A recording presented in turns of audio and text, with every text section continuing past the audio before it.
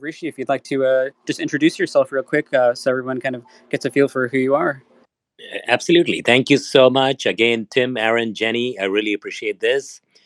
So, I'm a high tech geek in Silicon Valley, based out in the heart of Silicon Valley. But in Silicon Valley, all the geeks are rock stars. And we take a great pride with our innovation economy, with what we do. I work for a big data analytics AI ML company and been part of IBM, Cisco. And so my heritage comes from my geekiness. All the stuff I can still write code, and I believe that technology is really creating a huge shift here in Silicon Valley, not only now, but for the last few decades. And we'll talk about some of the latest trends of technology. But what I found a calling was to be out there as an activist solving problems, and I jumped into the world of politics, still part time. As a council member of Saratoga, we took on some big challenges, and we addressed some of these challenges. Data driven and results driven is what we say. And currently running for United States Congress because we have never had a tech savvy leader from Silicon Valley for the last so many decades, and it is time we made that happen. And we have a huge challenge with respect to all the issues that are playing out today with big tech, with privacy, with crypto, how we need to make sure that we are making the right choices. That's the reason why we are running, and we'll dig into some more as we go through this conversation today. Thank you so much. Awesome, sounds great. And so, yeah, we'll just kick it off real quick. The first question is, we want to assume people may not know that much about politics in here, and so could you explain for people, what the role is that you're running for, and how that fits into the political system, and then what your responsibilities would be? So essentially, the role is for a US congressional rep, and you are part of the legislative body. So you are supposed to create legislations to help fix problems, to help address issues. And it could be related to tech, it could be related to the environment, it could be related to education. So essentially, it's a broad gamut of issues that you could work on. And that's the role that I'm running for. And as a council member, it's a very similar role. You are part of a policy making body, and as a council member, you're making sure that the city has good roads, city has good water, and everything that is needed to make sure that our people are happy. And from a council member, it's a big leap of faith into a congressional role. But what I have consistently done is I've applied the high tech framework of innovation and getting things done approach into politics. And it's been a good story that played out. As a council member, I was reelected with the most votes in 64 years of our city history because we were all about getting things done. And we were able to demonstrate to our community how and what we got done. So that led to that faith and confidence in that reelection win. And we believe we were running last year. We fell short just by 40,000 votes in challenging an incumbent who's been in office for 30 years. And we did better than any other challenger in the last 30 years. So we are putting on a pretty good campaign over the next few months. The primary election is next year. We made top two, which is the California system, and we expect to make it past to the general election and give a run for the money and finally have a tech savvy representation in Washington. Awesome. And then, so I'm a bit curious. So, how did you go from working in Silicon Valley, which I believe you still do, but then to adding being a council member? So I'm an activist, and that's really how I got started because I would see problems happening around me, and I would be like, who's going to step up? And back in those days, I was working for IBM, and I realized that there was really nobody stepping up. And what I tried to do was that apply the high tech framework of problem solving. Taking a problem and trying to figure out, how can we create a repeatable framework of solving this problem, and how do we move forward? How do we communicate? How do we apply the marketing techniques? How do we, for example, even write code to solve a problem? And I can talk a little bit more about that. But this is what we have done, and I really like the impact that we have made in terms of address. addressing the challenges of the people, which is what every political leader should be doing. But I feel that politics is broken in America. Many of our politicians have sold out. And I believe that we need a change of culture. And that's something that is very, very important to me. Once we are elected, we want to make sure that Washington gets that change of culture as well. That is great. Perfect. All right. So, my first of two questions for you is your Twitter bio states that you are a pro crypto. Could you kindly share a bit of that, such as your thoughts on the top three coins: Bitcoin, Ethereum, and of course, Dogecoin?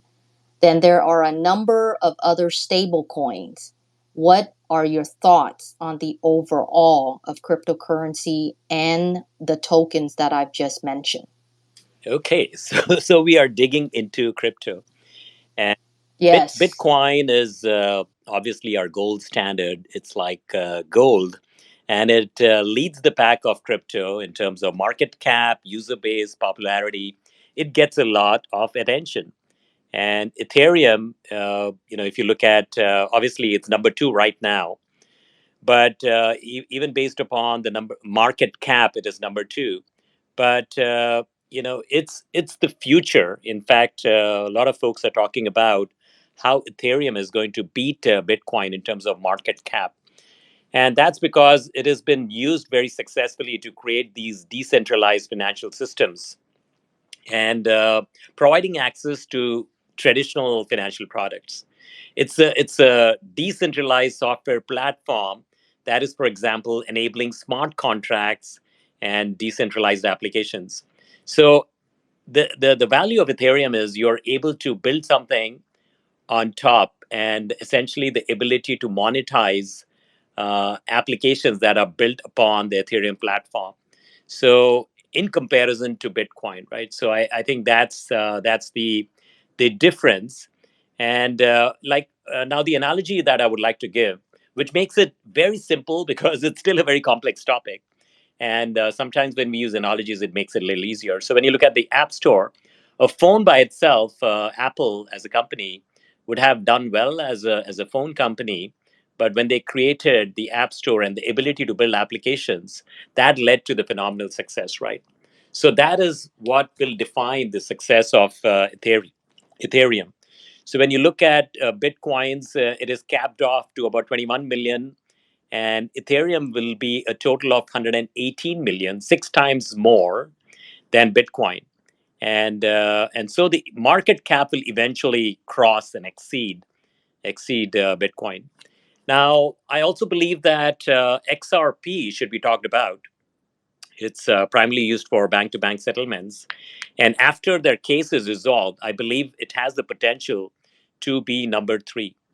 And when you look at Dogecoin, essentially it started off something to express appreciation, and we should sort of not discount it. I hear all sorts of different flavors to Dogecoin. Now, obviously, there is a huge fan following, and obviously, and you look at Elon Musk. He really is betting the horse in the cartwheel on Dogecoin, and a lot of folks have invested their hard-earned dollars into it.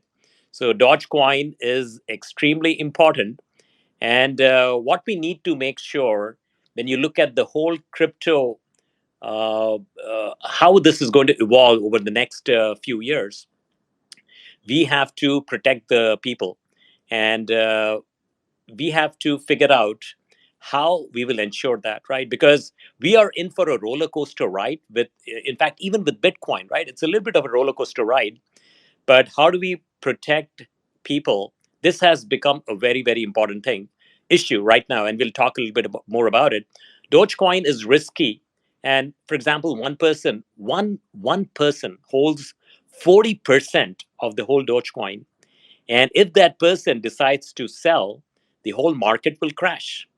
So I think that's something for us to be cognizant of. Like any investment portfolio, you have to be extremely careful how and where you invest. Now, with SEC Chairman Gary Gensler, he is a professor at MIT. He understands this very well. was a professor. So he's talking about investor protection. We are on the right track. And then we look at there are political leaders across the United States, like Miami Mayor Francis Suarez. They are very pro crypto, and I think it needs a synergy of regulation. A little bit of regulation, I think, is needed to protect folks who are who are going to be impacted if they make the right choices, and also with our politicians who will sort of figure out, how do we need to take this forward. Bottom line, it's very simple. The fact that the crypto is the future and America needs to embrace it. We need to lead the world with the crypto innovation and with adoption. Now you look at El Salvador. Salvador is beating the whole world in terms of how they have embraced this and how they are moving forward. And we can talk a little bit more about that, right? But and America seemingly sort of falling behind because we are watching each other trying to figure out what's the right approach on this. And I believe Silicon Valley can take a huge leadership role with this. Anyway, I'll keep talking. So let's see what other questions you have on this topic. So my second, and that was great, Reggie. I might be a little bit, what should I say, uh, differ from you when it comes to Ripple XRP. But then again, we can certainly have that debate the next time we have you on. But let's continue on here. I think you mentioned that you believe that once the SEC case is behind Ripple XRP, that you believe that Ripple XRP would be third in line behind Bitcoin, Ethereum, and then XRP, correct? That was what you Correct. said, right? Yes. Okay. Yeah, so that's the part that we are slightly Okay. differ, just Ripple XRP. But that will be another conversation. So my next question for you is being a candidate in Silicon Valley is a great place for tech and entrepreneur enthusiasts. As a female founder and CEO myself, I find that Silicon Valley is predominantly a tech bro culture. Do you believe this is true? If so, if you are elected, what can you do to help further diversify Silicon Valley, especially when it comes to funding more female founders? Okay. So great question, Jenny. And essentially, when you look at the bro culture, it is definitely part of the tech industry. And why so? Because largely we don't have a lot of women in the industry. Now, working for IBM, there were quite a few women who worked within IBM. So I didn't quite see that; it wasn't very apparent. But have I been in meetings where there are 15 men and one woman? Yes, for sure. And then when I look at my wife, she works in the networking industry for many years. Has her experience been a little bit of that? For sure. I think we are getting better, but we still have issues around that, right? So, what I would suggest to all of you is to go to my website, rishikumar.com. We have a great search box and search for women in the workplace.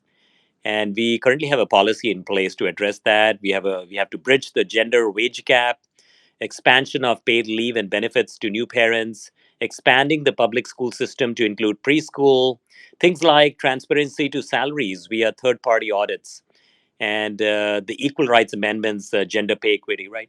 So a lot of that stuff is already there, and we'll continue to bolster it because it's very important to me. And what I would like to say is that we should have a mandate for every Silicon Valley company. There are training programs. We are constantly going through training, and whether it's sexual harassment training or whatever else, I mean, we need to make sure that this is adopted by every company, and everyone sort of goes through this, and just that level of awareness. Because at the end of the day, I do believe that. So let me just say this, right? To be very candid, the soft skills are sometimes lacking. When you look at engineers, I had a tough time talking. When I graduated from my engineering school, I just could barely even open my mouth, because you can write code, you can do all that stuff, but the soft skills are missing, and it takes time for us to get there. And so a little push by the company with training and things like that would be extremely helpful.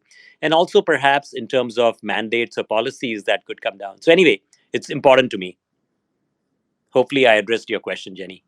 So yeah, just a quick little bit from your experience. What made you really want to take that next step into the House of Representatives, and maybe a little bit about what your strengths, and maybe mention a little bit of like maybe some of what are your weaknesses are that you would like to improve on.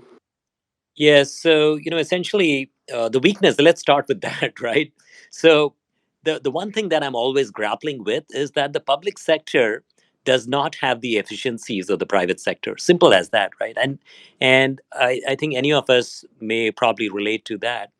And when I first got elected in 2014, I talked about providing services cheaper, faster, better.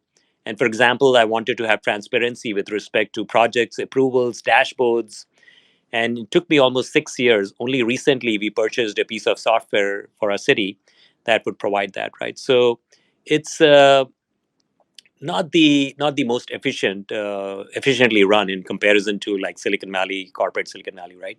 And I've sort of like I mean, there are problems you can solve and then problems you cannot solve. So I take that as part of the culture, and you focus upon trying to do something else that would move the ball forward, right? So that is definitely a weakness for me, to sort of like I feel like completely out of place sometimes, with all the like, for example, I'll give you a quick example. The other day we were having a budget discussion, and I asked a question, which is what kind of efficiencies, because we are in a pandemic, what kind of optimization could we possibly do? And I got a reply that, oh, we don't really do this unless we have been explicitly asked by the city council. And in the corporate world, somebody get fired for saying that, because you're constantly trying to optimize, right? And no fault of the person who actually responded, yeah, because it's a different world altogether. But the question now is, what strengths would I bring to the table?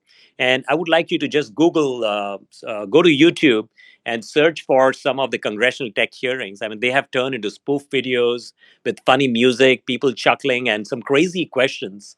And essentially, many of our, in fact, a congressional rep from Silicon Valley calls that, he says it. He says that Congress is filled with technologically illiterate congressional members, folks who are not tech savvy, but they cannot differentiate what kind of an OS is there within the iPhone or the Android phones, or even like what kind of applications they run, or even a rudimentary explanation of the App Store, right? So, and as a result, we currently have lots of challenges with data privacy. And this is now beginning to affect pretty much everybody in America. And we need to take some clear stands. And when we have career politicians who have been there for a long, long time, and do they really have the tenacity to fix it? Because also they are handicapped by lack of knowledge. So anyway, the reason I'm jumping into politics, into a congressional role, is to basically get a lot of stuff done. I'll give you one more example. You look at the traffic issues in Silicon Valley.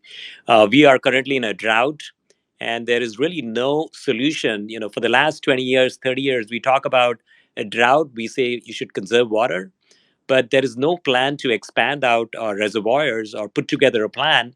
There is a push for housing, super high density housing, but then nobody is thinking of the quality of life issues or urban planning issues like traffic, schools, yeah, roads, infrastructure, or water. So, anyway, I think what I bring is pragmatic behavior, pragmatic thought process in terms of how and what exactly we should be doing to protect the future economy of Silicon Valley. Right now there is a tech exodus playing out. Elon Musk has left California, and companies are leaving. Palantir, HP. The billionaires are leaving, the companies are leaving, and we do not want to be like Detroit in the 80s. So, anyway, our challenge is ahead of us, and it would need somebody who understands Silicon Valley tech from the inside to address these. Anyway, that's my aspiration, and that's why we are running. You make a really good point. Like, being that we're moving into a more tech world, we should probably have some tech people in our government. Absolutely, I totally agree with that. Yep.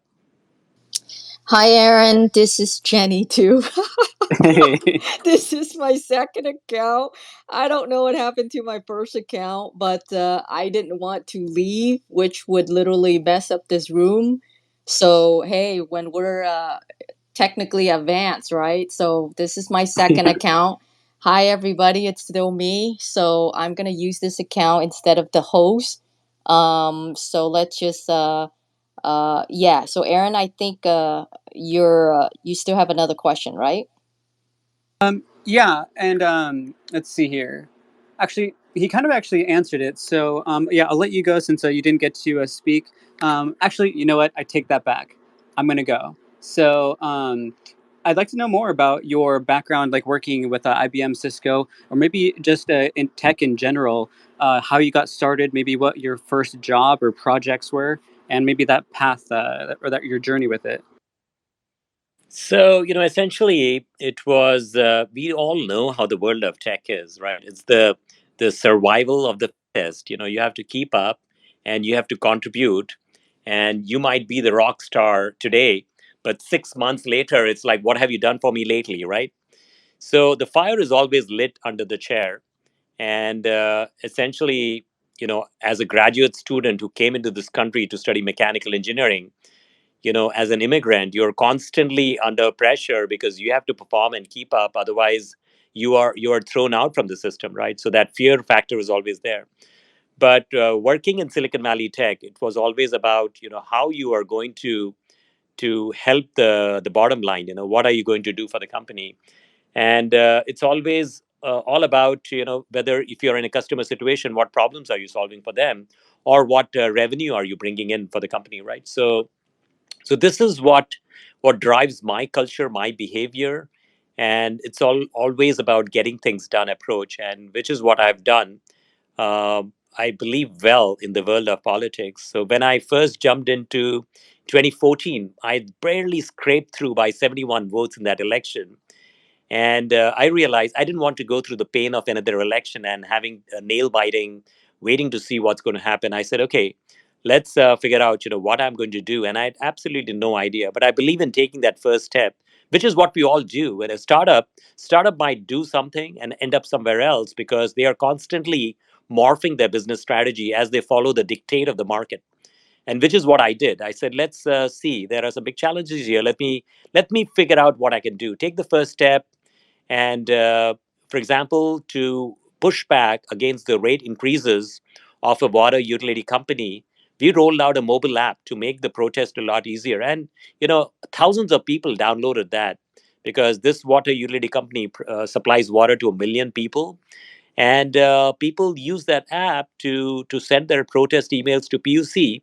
And we have rejected, reduced, suspended 9 water rate increases. So this is the value of having somebody from the world of tech. We have a different flavor of how we can produce solutions and address problems. And that is, where did I learn this from, right? And it all came from my tech upbringing, right? This is what I've learned from my tech heritage, which daily, constantly, it's still part of what I'm learning and I'm applying to the world of politics. I really, really like that. Awesome. So yeah, I'll ask one more and then I'll throw it back to Jenny. So a question. So politicians in this country end up making empty promises as to what they want to accomplish. So often they run on these talking points to get elected, but then nothing happens. And so, how do you plan to stay the course, and how do you plan to insulate yourself from the typical trap of lobbyist bribery? Essentially, a great question. And I feel that it is the career politicians who fall into that trap because they are they might be looking for a paycheck. I don't know what the aspirations are because I see so many career politicians who have never really worked a day in their life except in political jobs. And the sense of realism is completely missing. They don't have perspective of real America. They are living in their own little ivory tower and they are unsuccessful. And then it's like, how are they fixing problems? by listening to the lobbyist, right? And they are listening to them, they're responding to them. And in fact, the congressional rep right now in Silicon Valley is the number one pharma recipient in the US House, number one, bar none. And then the legislation that this congressional rep tries is to actually increase the price of healthcare because they're responding to big pharma. That's not a good thing. I would never do that, right? Because I'm fairly content as with my high tech heritage. I know when the world of politics is all done, I will go back to being a protective, productive citizen in the world of tech, and that door will always be open for me. So my take is, why would a high tech executive jump into politics? I'm keenly interested to solve problems, and the lobbyist bribery stuff, it's for those other people. I'm never going to play that game. So I hope everyone heard that his competition is the number one recipient of pharma money, and they've been in there for 30 years. So yeah, just keep that in mind. And you touched on a really great point. And this is something we actually talked about with Dr. Jill earlier in the week, where back, when this country was founded, the people that were in the government were technologists, they were philosophers, they were writers, they had all these different skill sets, and now we have these people that, like as you said, are just career politicians with no real work or real world experience. So yeah, we definitely need to make a change here. And so to that, Jenny. That's an excellent point. If I may just add, Yeah, absolutely. I actually talk about this very often because I'm knocking on doors every day between 5 p.m. and 8 p.m. and having wonderful conversations. And the thing is, people are not attached to the congressional rep who's been there for 30 years in the district. Sometimes people don't even know the name of the person. I have to tell them, oh, been there for 30 years. The thing is, people cannot relate to what problems have been solved over the last 30 years, right? So there is absolutely no affiliation. And when I look at our forefathers, back when this country was founded, they expected a blacksmith, a teacher, uh, uh, what do you call it, a postmaster general to get out there, serve in politics for a few years, and then get right back. A businessman, serve for a few years, come back, a farmer. But we have become a country of politicians, career politicians who have sold out, and they are doing the bidding of the lobbyists because they rely upon campaign contributions. We don't take any PAC money at all. Zero. Zero. My competition, more than 50% of the money comes from PACs. I call them tainted money. This is the root of all evil in America. All right. Reggie, if you're ready, if you could go ahead and recap a little bit of what you were trying to share right before we crash. Yes, essentially, just to complete that thread, I was talking about how the intention of our forefathers when the country was founded was to have blacksmiths and teachers and bankers or farmers or businessmen to jump into politics, serve for a few years, and bring that real world perspective, make things better, and then go back to what they were doing. And unfortunately, we are a country that is now driven by career politicians, and there are no term limits for Congress. And unfortunately, we have also sold out.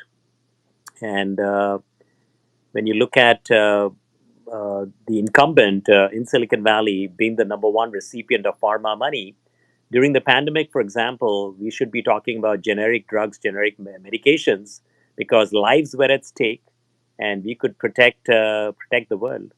But our politicians were awfully quiet because they were protecting the profit of pharma. And America can do a lot better if we had politicians who would not sell out. So it's a change of culture that is needed in America. Otherwise, we'll slide down a path of no return, unfortunately. Yeah, I totally agree with you. When it comes to politics, I believe that's one of the reasons why AOC of New York, she did really well. Straight shooter. Her She had a grassroots movement, and and she's making a wave, on Capitol Hills right now. Some, of course, she has a lot of haters, and but she has a lot of people backing her too as well. So my next two questions, and then I will start inviting some of our listeners up. Uh, if anybody has any questions for Reggie, feel free to click the request button on the bottom left hand corner, and I will invite you guys up to the speaker, and you guys can ask Reggie questions for yourself. Okay. So Reggie, my next two question would be the first one: how did you get started in the world of tech, and what inspired you to choose this path? Your thoughts on some of the most powerful VCs are located in Silicon Valley, and over 90% of the projects they fund are predominantly male founders. Now, this is following up my first question. Again, if you're elected, can you possibly see there could be a bill of some sort that could shift the dynamic of this tech bro culture, which has been going on for decades and decades, so that it would be more diversified, distributed for female founders and founders of color? Absolutely. Very good question, Jenny. And, I referenced the women in the workplace policy that we have, and we'll continue to refine that, add components to it. One of the things that we talk about is we need an innovation center of excellence. And when we go to like tech conferences, I would say there might be, depending on the geeky nature of the conference, you might have like 10 to 30% women in there, and chances of a woman getting funding based upon a great innovative idea, you have to probably push a little harder than what a guy would need to do, right? So I think you have an excellent point, Jenny, right? So how do we fix that? So I think we need to have innovation centers of excellence focused upon women. One of the things I talk about is how the California education, there's only one class that the public school offers you in high school, one Java class. And I was very lucky to be part of the California Department of Education, the Computer Science Strategic Implementation Panel. And what we have done is we have defined a K to 12 curriculum for the state of California for public schools. Every child will be studying aspects of computer science right from kindergarten all the way to 12th grade, which is going to be a good shift. And some of the programs I've run is like the Silicon Valley Youth Tech Day, coding programs, entrepreneurship boot camps. These are all free programs. We try to empower young girls. In fact, the very first Silicon Valley Youth Tech Day that I ran, we had a sixth grade and a seventh grade team of middle school girls who actually ended up beating a high school team for the final championship and seed money that they found for a startup that they could hopefully grow and prosper over time. So this is extremely important to me.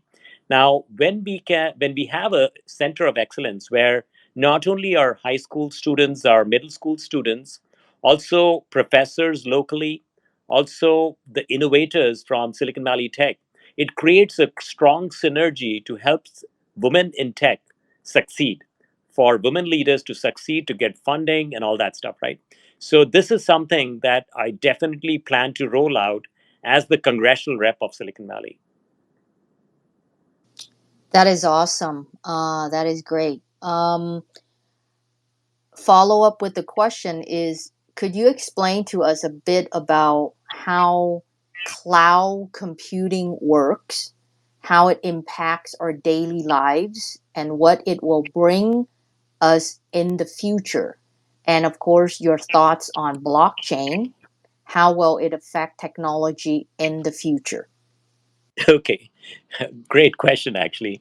And yeah, it sort of sets in perspective. I like the way you are sort of leading the listeners down this path of blockchain and cloud. So essentially, working for IBM, I was very involved with the whole WebSphere application server stack, and we would actually create the plumbing for companies like Charles Schwab or Kaiser Permanente to build applications on top. And essentially, with all the failover, high availability, different nodes, daemons, to make sure that the application is up and alive and kicking. And they would be installed where? They would be installed on P series, which was IBM's AIX system, like Unix systems, or Z series, which was System 390, or X series, which was Wintel systems, right? And then, as part of each software sale, you would actually sell hardware because you needed to deploy it somewhere. Now, then the world changed. We started talking about on prem or cloud and things like that, right? So, what does the cloud do? Cloud is, again, it's a data center. It's still deployed on a piece of hardware. I mean, we all know that it's not deployed on the cloud. But, this data center provides the elasticity that is needed. And, that stretchable nature of a cloud deployment where you don't have to you only bite what you can chew. But if you want a big buffet, then you can expand out in a nanosecond, right? Which is what somebody like Google Cloud or AWS, which is what they offer today, with high availability, with clustering, and they're all sort of managed by the cloud provider. So essentially, the world has become where I just need to manage my software application. Don't worry about the hardware; it's taken care of, right? So, cloud computing is essentially the delivery of your computing services. And what does that include? It includes your servers, your storage, your database, networking, software, analytics, blah, blah, blah, everything. Why? Because we have the high speed internet, right? So, what about the blockchain now, right? So, essentially, it is a system of what do you call it, like recording information that makes it impossible to hack or cheat the system, right? And there is still sort of like a cloud flavor to it because it's sitting in different systems. And when you look at blockchain, it is a digital ledger of transactions that are they are actually duplicated, and they are distributed across the entire network. And then when you look at some of the details behind it, the fact that the last block of each block has an identifier. Now we are getting to that geeky level now, so I'll make it quick, right? So that last block has the identifier, and the following block has that identifier as well. So essentially what happens is when we find the private key and we are trying to build that whole block, that blockchain, bring it all together, it is going to create an unbreakable and immutable chain, right? This is the whole fundamental framework of blockchain. And as more and more blocks are added, you can still have data remain manageable, right? So that's the beauty of what blockchain offers. And also the key word is secure. And why is it secure? It's through the algorithm called hashing, which is a combination of the consolidating the data structure, which is called what? The Merkle tree. Anyway, I think I'll stop right here. But anyway, those are some key differences. Obviously, I think blockchain as a technology is going to be applied. I'm always an application guy. For example, can we use blockchain to secure sharing of medical data, the electronic medical record, which President Obama tried many, many years ago? And there are significant privacy issues.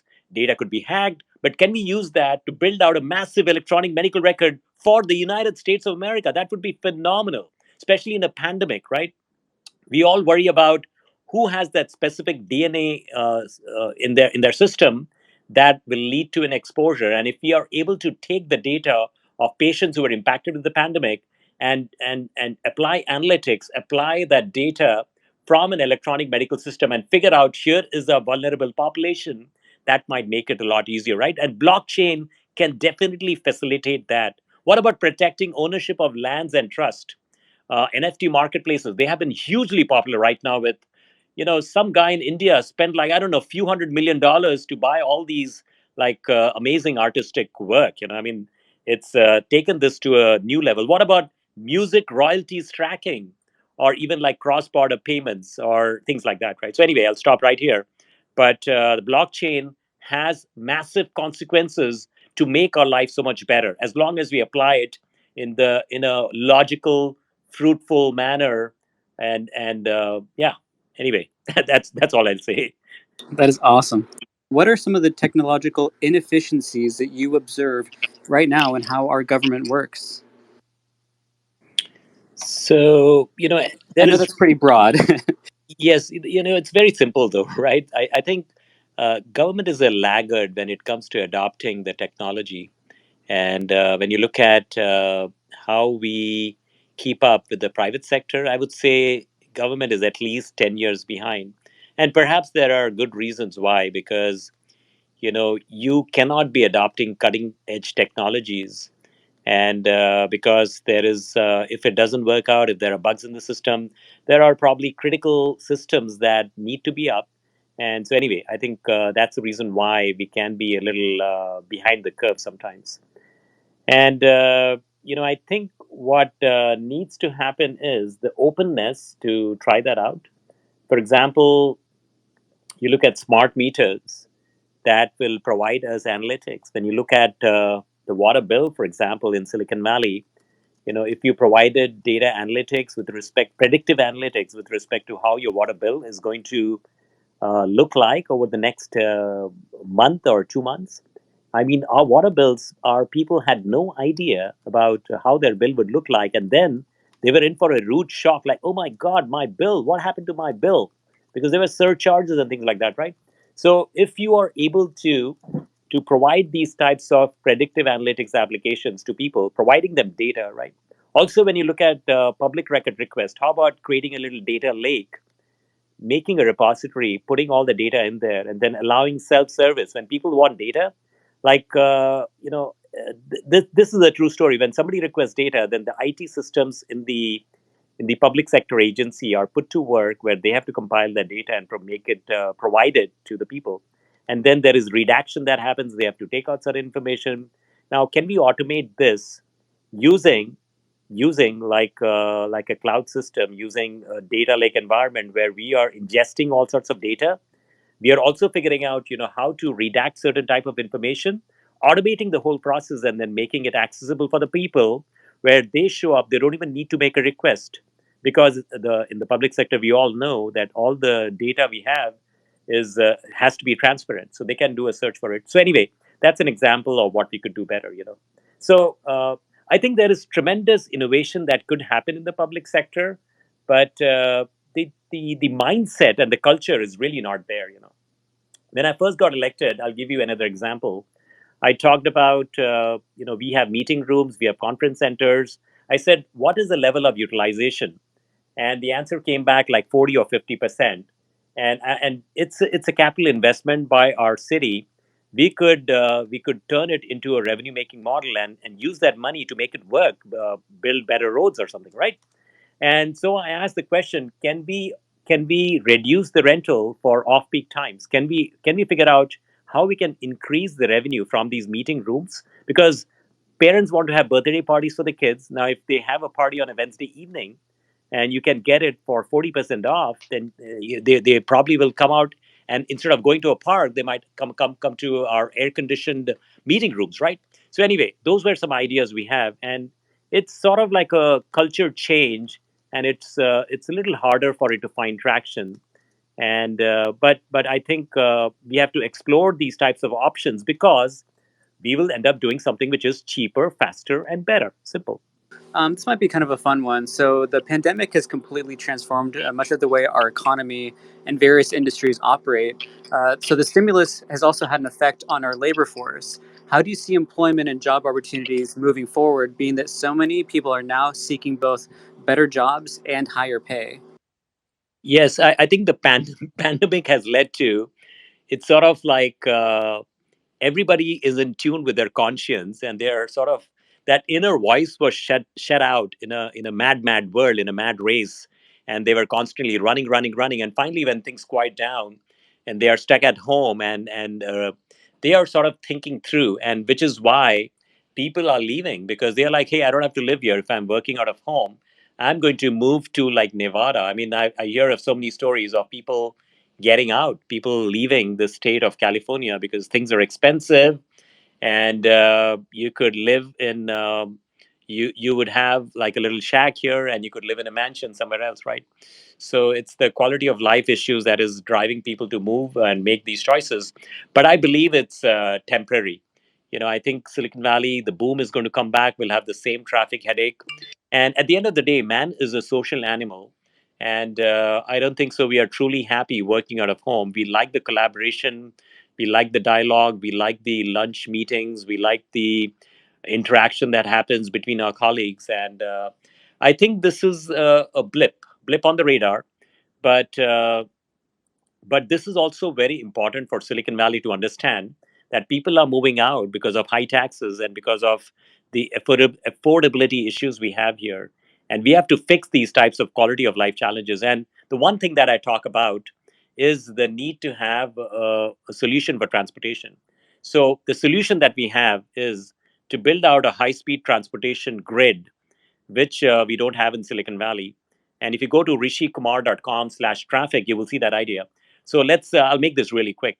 So there is 21 counties which are called the Northern California mega region, and they have plenty of affordable housing. You could rent an apartment in Stockton, for example, for like $500. You could buy a beautiful single family home in Stockton for like $500,000, right?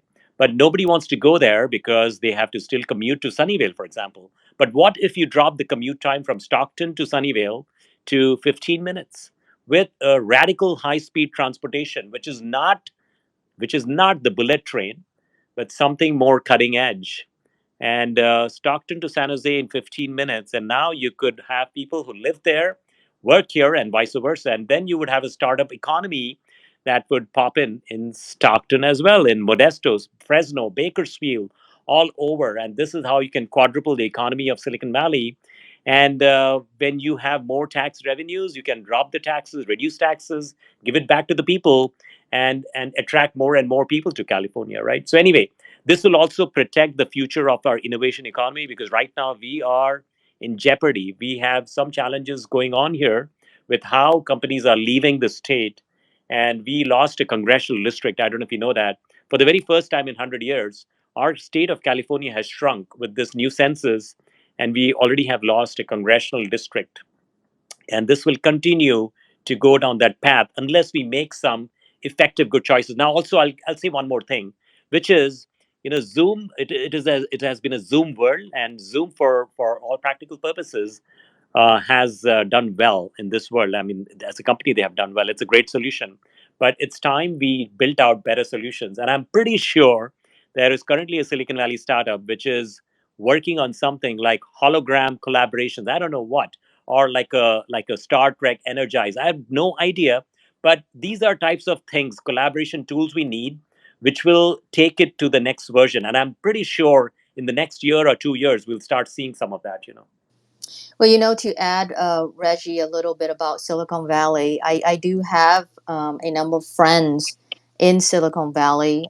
Most are basically software engineers. And regardless if they're male or females, most of my friends are literally making six figures. And I'm talking about at least $250,000 a year.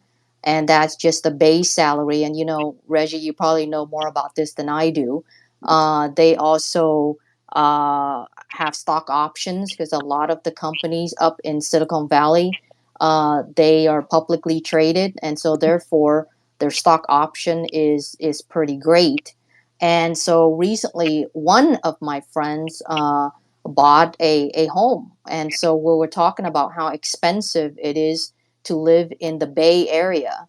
And the home was in San Francisco, which is further north than San Jose, or it's around San Mateo area, which is the higher end San Francisco area.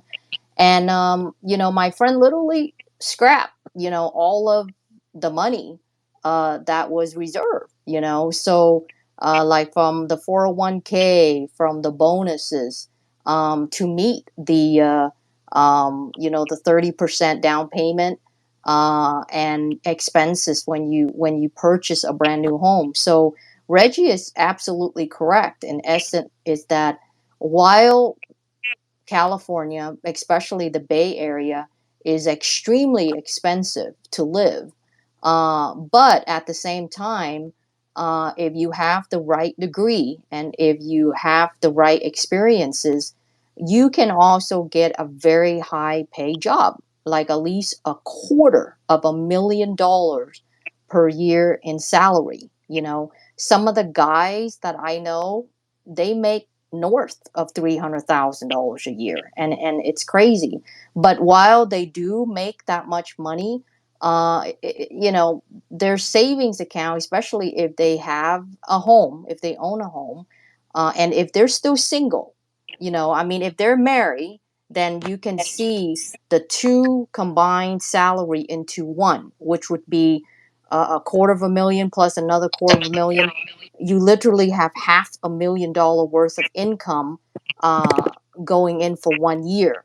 But if you're still single, then your income is literally paying for the mortgage, the house, the expenses, and so you don't have much excess saving. But yeah, it's a give and a take.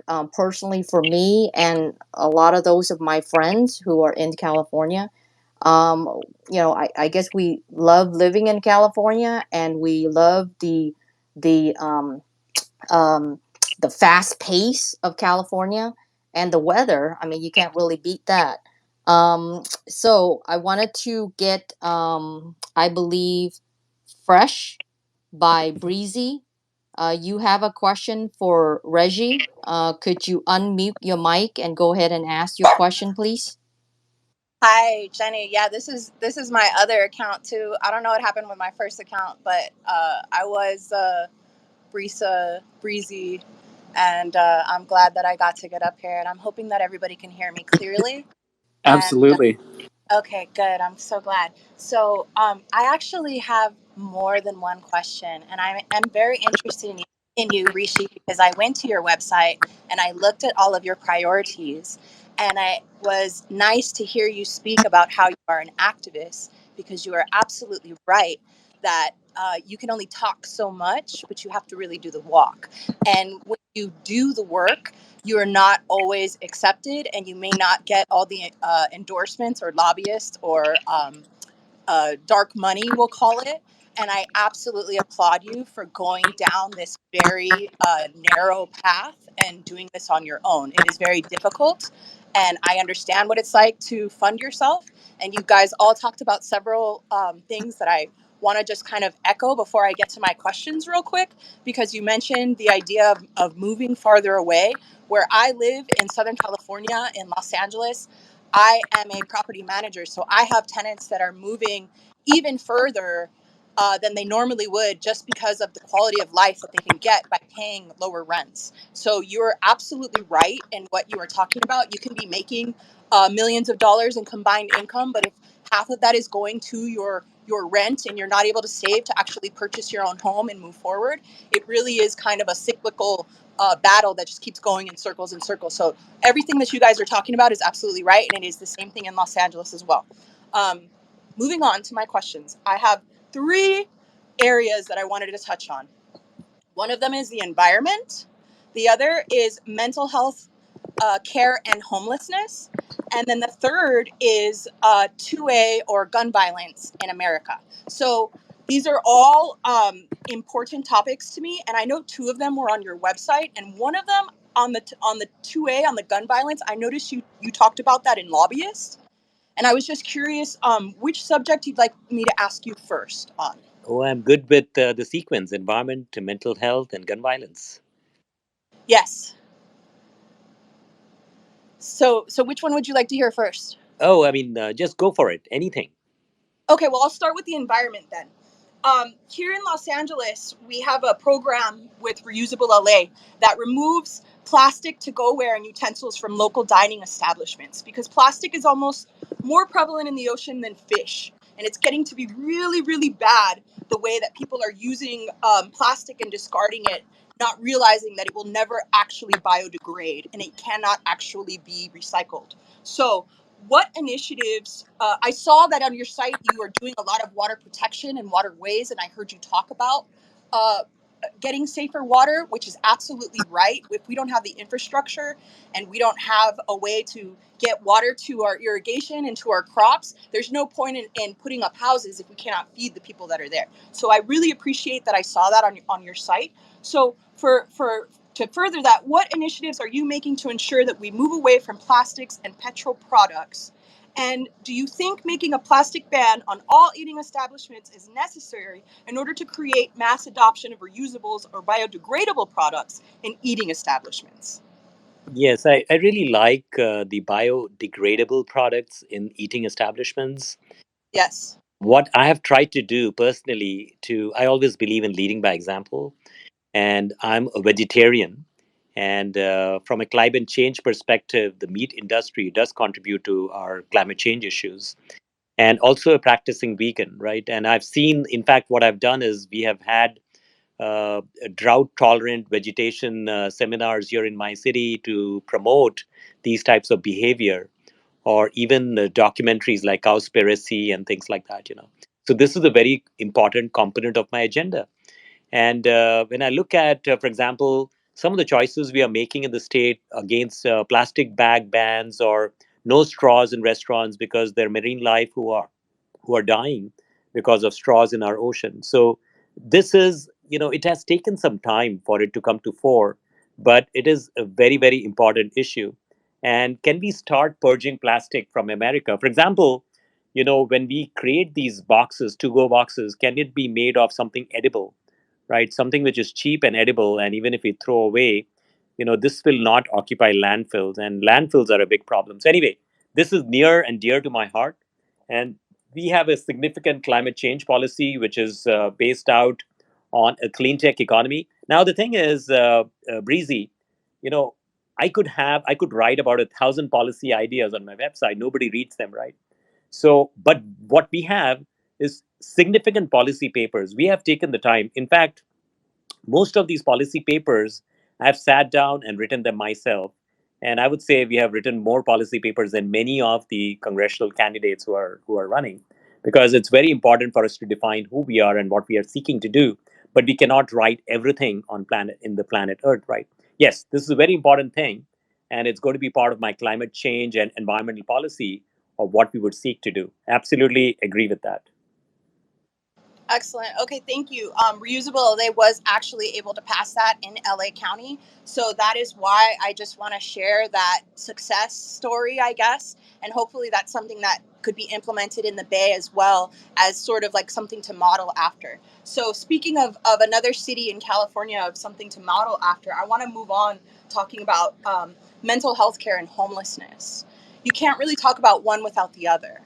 And it's important to think about the root of the problem, because on your website you identified education as being the main agenda that you want to attack for homelessness. Is that correct when I say that? Well, you know, I think we talk about four components. One is therapy, one is different types of classes, you know, to for positive thinking, role modeling, things like that. Hands-on employment training. We talk about preschool programs. We also talk about productive and sustained support, so that there are organizations that are out there trying to help the homeless population. So if you go to rishikumar.com/homelessness, obviously education is very important, but you know, I think much of the problems that we see is a huge percentage of our homeless population are essentially left alone. There is nobody out there to help them. So if we engage with social services, provide them a shape, I don't believe in dole out. I believe in providing them a safe landing place from where they can fly and discover their own confidence. You know, give them a shape, give them a resume, give them an address, give them perhaps some education, and get the psychiatrist, psychologist engaged to address their mental illness issues, provide them that boost they need. Sometimes it's just somebody sitting down and telling them they can do it, and then let them, and then also close collaboration. I've been part of certain entities here in Silicon Valley that actually bring in the homeless population, they train them, and then these guys are actually working for companies like Accenture and Cisco and things like that, right?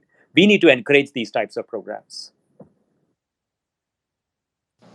I absolutely agree. And I did actually visit your website before I organized my questions. And I did click on the homelessness page so that I knew exactly what I was talking about before I came through with the questions. And I did notice that you had a moment where it said, or excuse me, a segment where you talk about therapy and how it is important to talk about drug addiction. So now, if I may, I'm going to ask my question about healthcare and homelessness.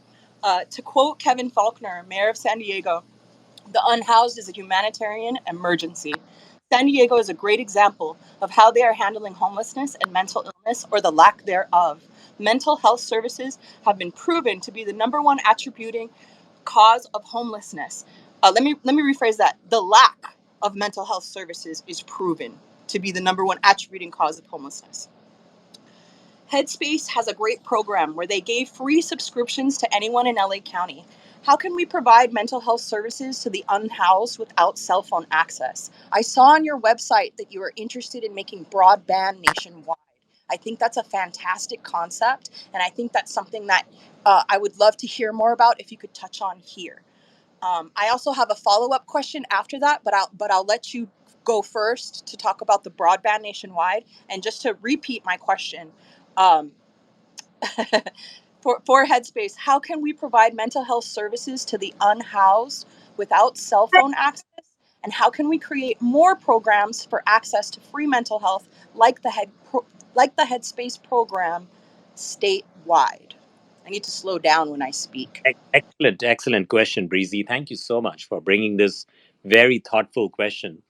Now, broadband needs to be a utility. So if you search on my website, broadband and utility, you will find a position paper on that because the very future success of America depends on providing broadband. Now let me reiterate what I say. Right, our politicians have sold out, and so nobody is holding the telecommunication companies accountable. So they are not providing good service to the disadvantaged areas, to the poor areas. They're also not going out there and providing good broadband connections in the hillsides, and that's a problem because you go to places like Europe. It is thriving. I mean, they have a really good solid broadband program, and America is falling behind. Very future of our nation depends on that, and that's why broadband is a utility, should be a utility, is a key component of my agenda.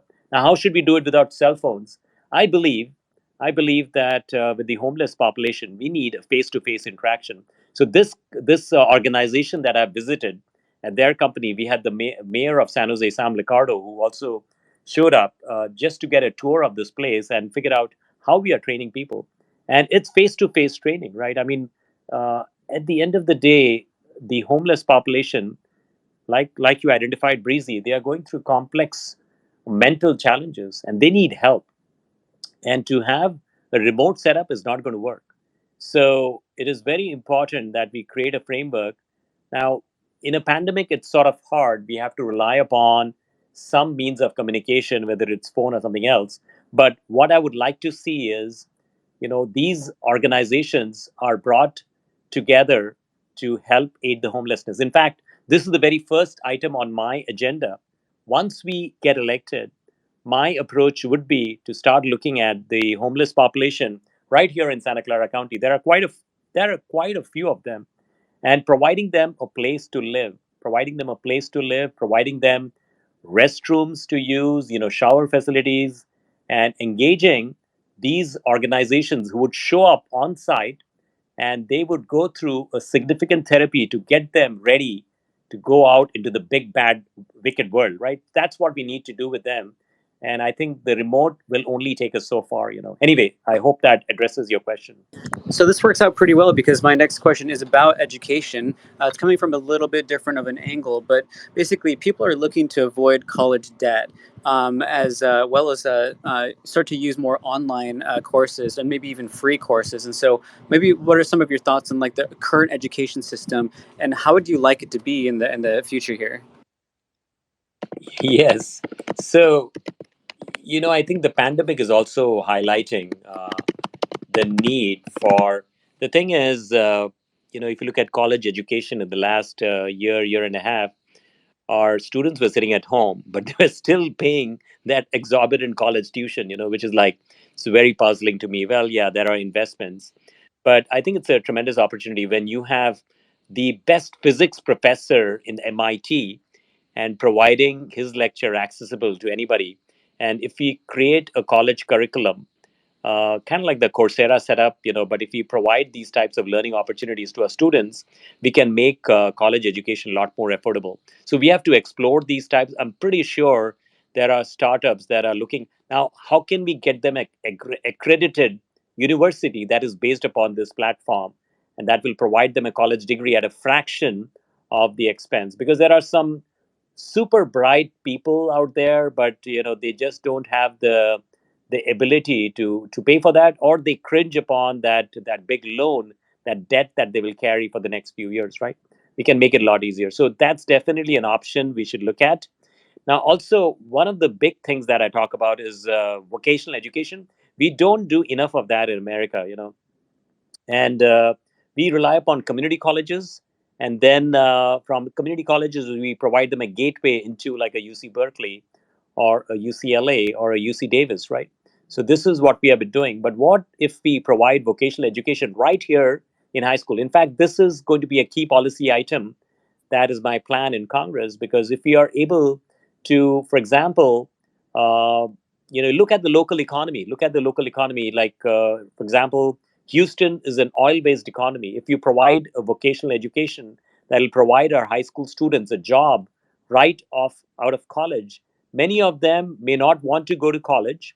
They want to make a living though. They have the ability to work hard. So we should provide these types of options. When you look at West Virginia, for example, it's a coal mining industry there. What if we provided vocational education for social media? And then, Silicon Valley needs social media skills in the marketing department, in the product marketing department. And what if there are other states of the United States that are providing these types of skills for project management or for marketing or social media, whatever, right? So, anyway, I think the emphasis is we need to create a channel of vocational education for every American, so that they don't have to go to a 4-year university with that hefty debt, and they can still find themselves a place in the local economy. That's what we need to do. So that kind of leads very well into my next question, which would be, so for people that are looking for a career or considering a career in technology, are there any particular fields or industries that you would find to be most valuable, or perhaps that are undervalued, and also being rewarding to pursue? Yep.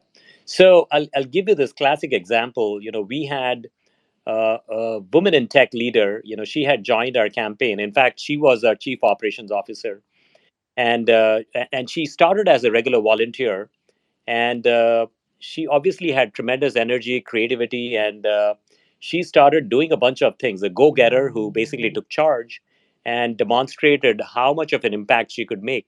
She ended up getting promoted in our campaign. This I'm talking about a campaign. She was promoted to the chief operating officer because she was managing our operations and doing tremendous work, right? Then, when our campaign we finished last year, she ended up finding a real job because she took those skills and she was able to talk about how she ran the operation, but how also the impact she made on the technology side because she was very hands on. So she ended up finding a real job. So the reason I say this is the best way to find a place, a career in technology, is obviously through education and gaining some skills that will help you get started. And but even then, to get a break can be very hard because you're constantly competing, locking horns with some of the best in the industry right here.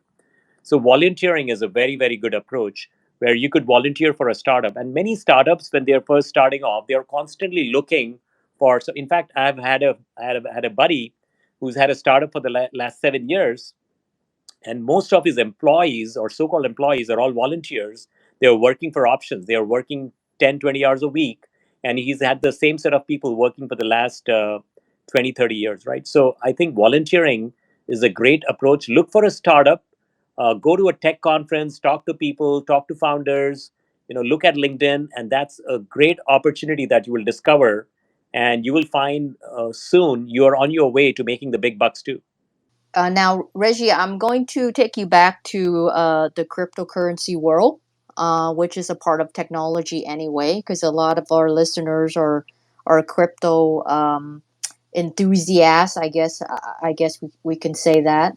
Um, there's this saying that right now we're living in an era that is one of the biggest transfer of wealth in the history of mankind, I guess the history of the world. Two types of transfer of wealth, Reggie. One would be the boomers. They are getting ready to transfer their wealth to their kids. Majority would be millennials. And then the second transfer of wealth is from cryptocurrency. We've seen a lot of uh, especially Dogecoin earlier this year. Um, and I know there have been a lot of folks who did cash out, but they do not make themselves known that they did. I do know that there is a Dogecoin holder who bought $250,000 into Dogecoin at anywhere between like a nickel or something.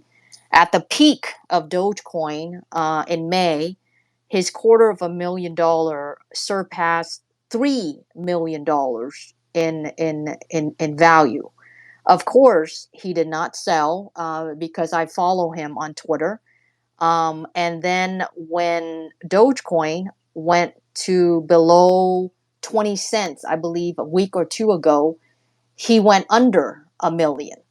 So my question is, Reggie, your thoughts in terms of the transfer of wealth. How do you feel about that? Because especially with cryptocurrency, I guess my perspective would be without cryptocurrency, there would not be a number of these newly formed wealth. And I have other friends on Twitter.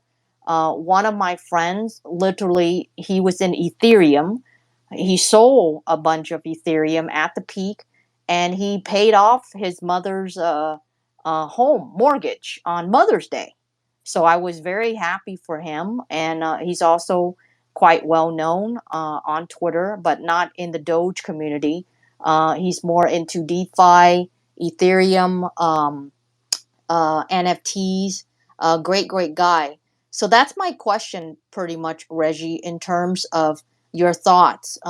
Once you become a politician and if you get elected, do you think traditional politicians who are on Capitol Hills right now, do they like that? Or do you think that they would have a problem with that? Because most of the politicians today they're like boomers and they're more traditional finance than the modern day fintech of cryptocurrency and of course meme coins or meme stock. That's pretty much my question. Yep. So, essentially, when a child is born today, they already are born with like iPad, tablet skills or smartphone skills. I mean, and the reason I say that is we have a bunch of aging politicians in America, and the world has left them. I mean, you and I reference the spoof videos from the congressional tech hearings. I mean, our politicians look very, very bad, asking like really stupid questions. So anyway, the short answer is they have no idea. They have absolutely no idea. And will they be able to sort of even think about this in a sort of pragmatic, prescriptive manner? I really doubt it. I really doubt it because the world has gone by, and it's like many of them. If you are an 80-year-old politician, it's like, what are you thinking of? Are you going to be thinking of these types of issues, or you'll be thinking of when will I be hitting Bahamas when I retire or something, right? I have no idea. But anyway, I think this is not on the radar, unfortunately. These are complex issues, and it's very difficult.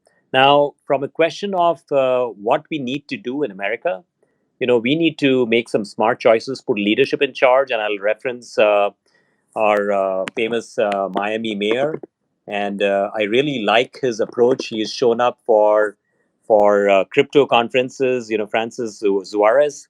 He's actively trying to make sure that they have a policy. Look at El Salvador. I mean, they have a young president as well, and they are making some good choices. So I think the SEC chairman is probably a good idea, but America has to make some smart choices very quickly, because we need to ensure that we are going to be in the business of creating wealth and success for future Americans on the basis of crypto. Let's not lose out. We did quite well in the dot-com boom, and then also the bust. Many people lost a lot of money, but that's the nature of this. We all have to make smart choices, but at the same time, we should protect the people, but also ensure that every American has an opportunity to benefit from this new age economy, right? So that's what I would like to see. Yeah, that's certainly great response there. You mentioned the mayor of Miami, Francis Suarez, right? He just assisted in one of the larger conferences for Bitcoin to make a comeback right after the pandemic, and I believe that they had a pretty successful event. Over 12,000 people attended. Some of my friends attended, and they had a lot of great connections coming back. So overall, I would give the mayor of Miami, Francis Suarez, and I believe Bitcoin Magazine, they were behind that event. Thumbs up, because they did a great job with that. Um, my follow up question, and then if we don't have any questions from the listener, I'll swing back to you, fresh, and then we'll go from there. So my follow up question, Reggie, is that I understand that you're just campaigning right now, and that you're not elected yet, but of course we're rooting for you to be elected. You seem to be extremely knowledgeable. You have so much passion in technology, in crypto, in everything. So we do need politicians like yourself to be a part of Capitol Hill, so that you can, spread your knowledge, especially blockchain and cryptocurrency, with the other candidates who are not as knowledgeable. You might want to, be friends with Dan Whitman. We had him on. Aaron, was it last week with Dan, or was it 2 weeks ago? Yeah, Two yeah, it was weeks ago? last week. Okay, We're moving yeah. so fast. Yeah, it seems like it was. I know, I know. Yeah, so he's also quite knowledgeable with cryptocurrency and technologies too. So you both will get along really well. But back to my question, Reggie. I know as you're running for the campaign, who knows, you might run into politicians who have already been elected. You know, what are your thoughts in terms of the regulations side of cryptocurrency? I mean, I sent out a few tweets yesterday because Elizabeth Warren was on the front page of a number of great media coverage because she instructed the SEC to give her some kind of a response about cryptocurrency by July 28th of this month, right? So she's still in the news today, but it began yesterday. And this is Elizabeth Warren, one of the very respectable Democrat senator. And again, she gave the SEC, which you mentioned earlier, the chairman is Gary Gensler, I guess a deadline to give her some kind of response. So, what are your thoughts when it comes to say after you get elected and you'll be working with some of these people that you would think the regulation for cryptocurrency would be?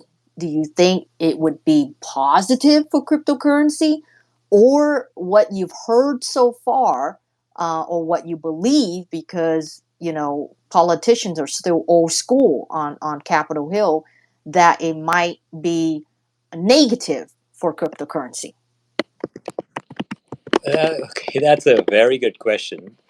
And essentially, with Gary Gensler, he is sort of in charge with this, and he's a very, very smart and intelligent man. Hopefully, we'll make some good choices, right?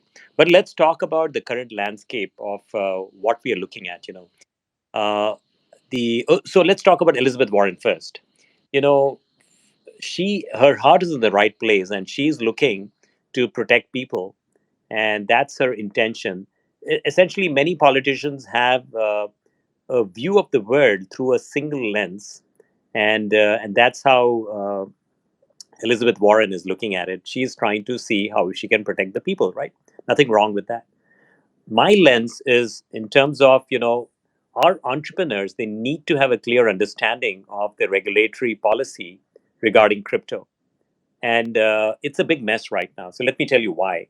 So there are a number of federal and state agencies that are supposedly regulating today. For example, we all know about the SEC. Then we have the Commodity Futures Trading Commission. We have the Treasury Department. We have the Federal Reserve, and all these kind of stuff, right?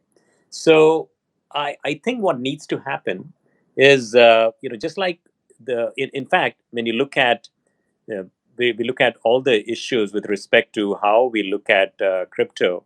The utility token.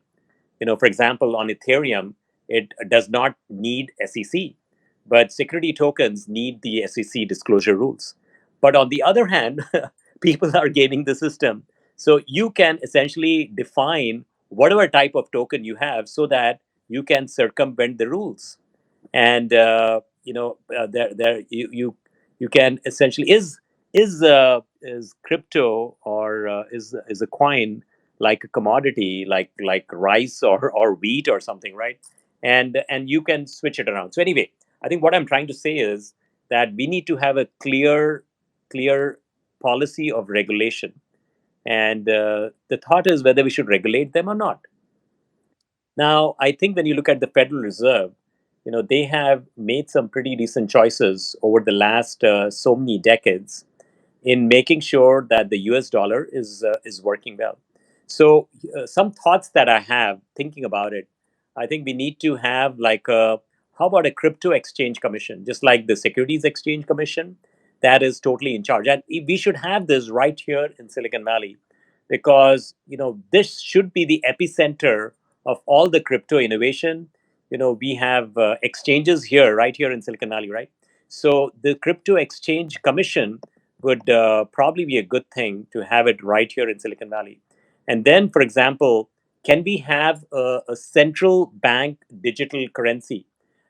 China is already going down that path, and we're going to miss out in a huge way. I cannot even tell you if China takes control of this, right? We need to have a digital dollar, and we have to issue a new blockchain enabled digital dollar. So also one more thing, if I may, which is we when you look at the gateway that currently exists for air traffic controllers, or you look at the gateway that will be needed for the network gateway for autonomous cars, and as they communicate with all the IoT devices, I'm talking about 10 years down the road, right? So when we are in a world with only autonomous vehicles, we'll have a huge amount of IoT deployments because every device is talking to each other. We'll need a gateway. So similarly, we need to have a gateway for the world of crypto, and who would do that, right? I mean, I would really like to see a public sector gateway. That way, America controls it, and we have a handle over every transactions that are going through every crypto transactions that are going through that payment gateway, for example. And uh, and also, or perhaps it could not be a public sector. How about if we work through our different banking organizations to help create that? So anyway, do we also need a world crypto organization like the World Trade Organization? Because other countries of the world should not feel left out. Oh, it's America who's defining the rules of the game. We need to bring countries together. And nothing has happened like this yet, but we need to start thinking in those terms to make it easier for companies to understand, or for people to understand what are the rules, for entrepreneurs to understand what are the rules of engagement with respect to crypto. And that's when the true innovation will happen. So right now it's a big mess, unfortunately. Well, I love that response, Reggie. And again, one of these days we might need to grab coffee or something if I'm up in the Bay Area again. But here are some thoughts, though. I know you're in Silicon Valley, so you definitely love your hometown. But what are your thoughts in terms of other cities that are may probably be more pro crypto than Silicon Valley or even California, the entire state? And I'm talking about Austin, Texas, Wyoming, and Miami. As you just mentioned, the mayor of Miami, he's really pushing for Miami to be the Silicon Valley of cryptocurrency of the world. So, and that's not to mention the state of Wyoming. They are the front runner when it comes to a lot of cryptocurrency laws that have been passed. But somehow, even though Wyoming, the state, has a lot of laws that have already been passed that are pro crypto, but the state is running behind in terms of companies moving there behind Austin, Texas, and Miami. So I wanted to swing back to you with that because I don't think, well, personally, what I wanted to see, even though I'm a California gal, I grew up here, most of my life. I was not born here, but when I came to the United States, I've been a California girl all my life, right? I got a lot of friends up in Silicon Valley. I have a lot of friends in LA too. Okay, so of course, I love California to be the state, to be the dominant factor or leading the cryptocurrency of the world. But I am somewhat anti Silicon Valley because of the fact that it's been 10 to 20 years, if not longer, that technology has been dominated by a few VC players up there. And I believe that until some politician comes in to change that, make it more fair for founders of colors and female founders, I don't know if I wanted to support new technology such as blockchain, cryptocurrency, etc., to be the epicenter from Silicon Valley. I would rather support Miami or Austin, for example, or even Silicon Beach, which is right out here in LA, that I've been mentoring a number of startups out there. So, what are your thoughts about that? Which I know you're a little bit biased because Silicon Valley is your hometown and you're representing Silicon Valley. But from a standpoint of what I've just shared, do you feel that that is fair, or what is your thought about that? So, I think you make an excellent point. And Jenny, I respect your views. And perhaps, well, bottom line is it's going to be like the wild, wild west, right? Now, which city, which group of entrepreneurs are really going to take this to the next level? And so essentially, it starts with a focus group like a consortium, crypto focused, or even like political leadership. And obviously, Miami start. So when you look at the current state of Silicon Valley, Jenny, the entrepreneurs are going to Austin, and all the investors are going to Miami, which is what I keep hearing, right? So Yes, absolutely. we are losing out right now. And my take is this, right? I live here, and we have to protect the jobs here. The reason why I'm still gung-ho about Silicon Valley is we attract the best geeks of the world. They all show up here, and people are just brilliant. Oh my god, it's like I just respect the level of intelligence that people have here. And perhaps the if it is not the exchange commission, the crypto exchange commission that will be based here, perhaps we'll be competing with New York City anyway, right? I mean, you have the New York Reserve Bank right there, and it's in a powerful position because all these Wall Street companies are right there. So perhaps it has to be a synergy amongst different cities where Silicon Valley may provide the technology, but there are lots of moving parts to this in terms of how we will succeed in America based upon crypto and creating wealth for millions and billions across United States and the world. I think there is an opportunity for every city to play ball, and it's for you to go grab it. Come on, make your stands on this in terms of what value will you provide to this, right?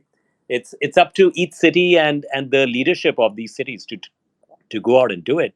And I hope that Mayor Sam Liccardo from San Jose will be engaged, just like we have from Miami. Yeah. Okay.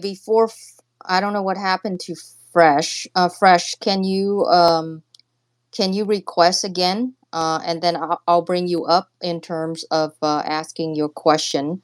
Uh, but yeah, Reggie, totally respect that. You know, I hope and root for you to win. And if I do, I mean, you've mentioned about Silicon Valley with a lot of talents, and I totally agree. Okay. Besides my guy friends who are excellent, excellent developers, obviously they work for large companies, Facebook, Oracle, Apple, not to mention my gal friends, senior engineers, software engineers, great coders as well. So the talents are definitely in Silicon Valley. But the two things, again, like I mentioned, is that even though they are making really high six figures, a quarter of a million to 300,000 and beyond, homes, when they buy homes, is at least, there's nothing, they cannot find anything below $1 million. So it's always a million, point one, point five. Some of them is $2 million. Usually the ones who are married, they can afford $2 million homes and above. But the ones who are single, they're stuck around between $1 to $1.5 million homes or higher end condos. Okay.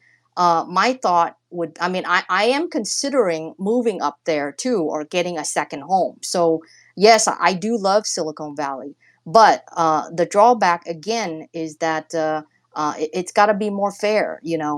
There's got to be more VCs up there. That shouldn't be dominated by the few VCs that are up there, literally taking all the deals and literally just push female founders and founders of color on the sideline. I mean, if you look at the data for the last 5 to 6 years, only 2% of all VC funding goes to female founders. I mean, if I were to be an advocate for tech, crypto, blockchain, I would tell them move to Miami, move to Wyoming, move to Austin. Because I wouldn't support Silicon Valley, but that's another subject to it. I'm gonna see if I could get Fresh back up, and here's what we're gonna do. Fresh, you can have another question. Then we're going to swing back to Aaron. Maybe Aaron, you can have another one or two questions, and then we will see if any of our listeners have any questions. If not, we will have a wrap up with Reggie. And definitely tonight is really, really great. We're definitely going to have Reggie back for sure.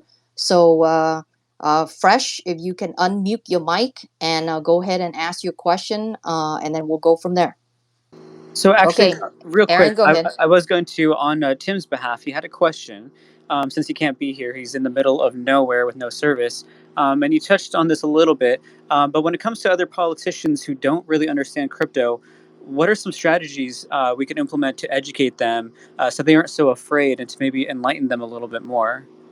This is it's a complex topic, and if you watch a webinar for an hour, there are good chances somebody might be lost after the first 10 minutes.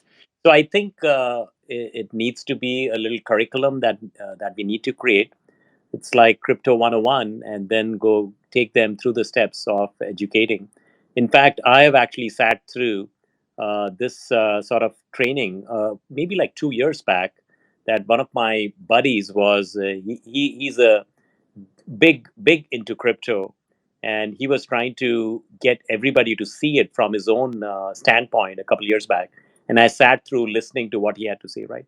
So I would say it's an acquired taste. So take the first step, get things going, read something, take that crypto 101, and then you, once you have the basic layer, then you start tuning in and trying to educate yourself, right? It's not going to happen in one day. I'm going to send my follow-up question for the mental health part to your email directly, Please do. Rishi. But what I want to move on to, because I think it's very important, also related to mental health, is 2A and gun violence and gun ownership. I believe that gun violence is running rampant across the country. Educating gun owners is a problem and it needs to be addressed. The lack of certification or accreditation required in order to own a gun is an issue that I have witnessed firsthand. What are your ideas for gun reform and education so we can correct the problem rather than eliminate access to gun ownership? Yep, excellent question. And so I'll give the analogy of Israel. Israel, they are in the middle of a desert and they don't have water resources. And they started teaching their kids right from like preschool about water conservation. And it's sort of ingrained in them the need to conserve water.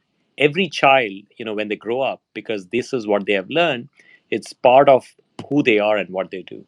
I think a similar type of education is needed with guns in our schools. But also, when you look at the problem that is going on with, so the thing is, there are children dying in our country. We beat the rest of the world, unfortunately, in this particular area, and so many gun violences happen all the time in America, right?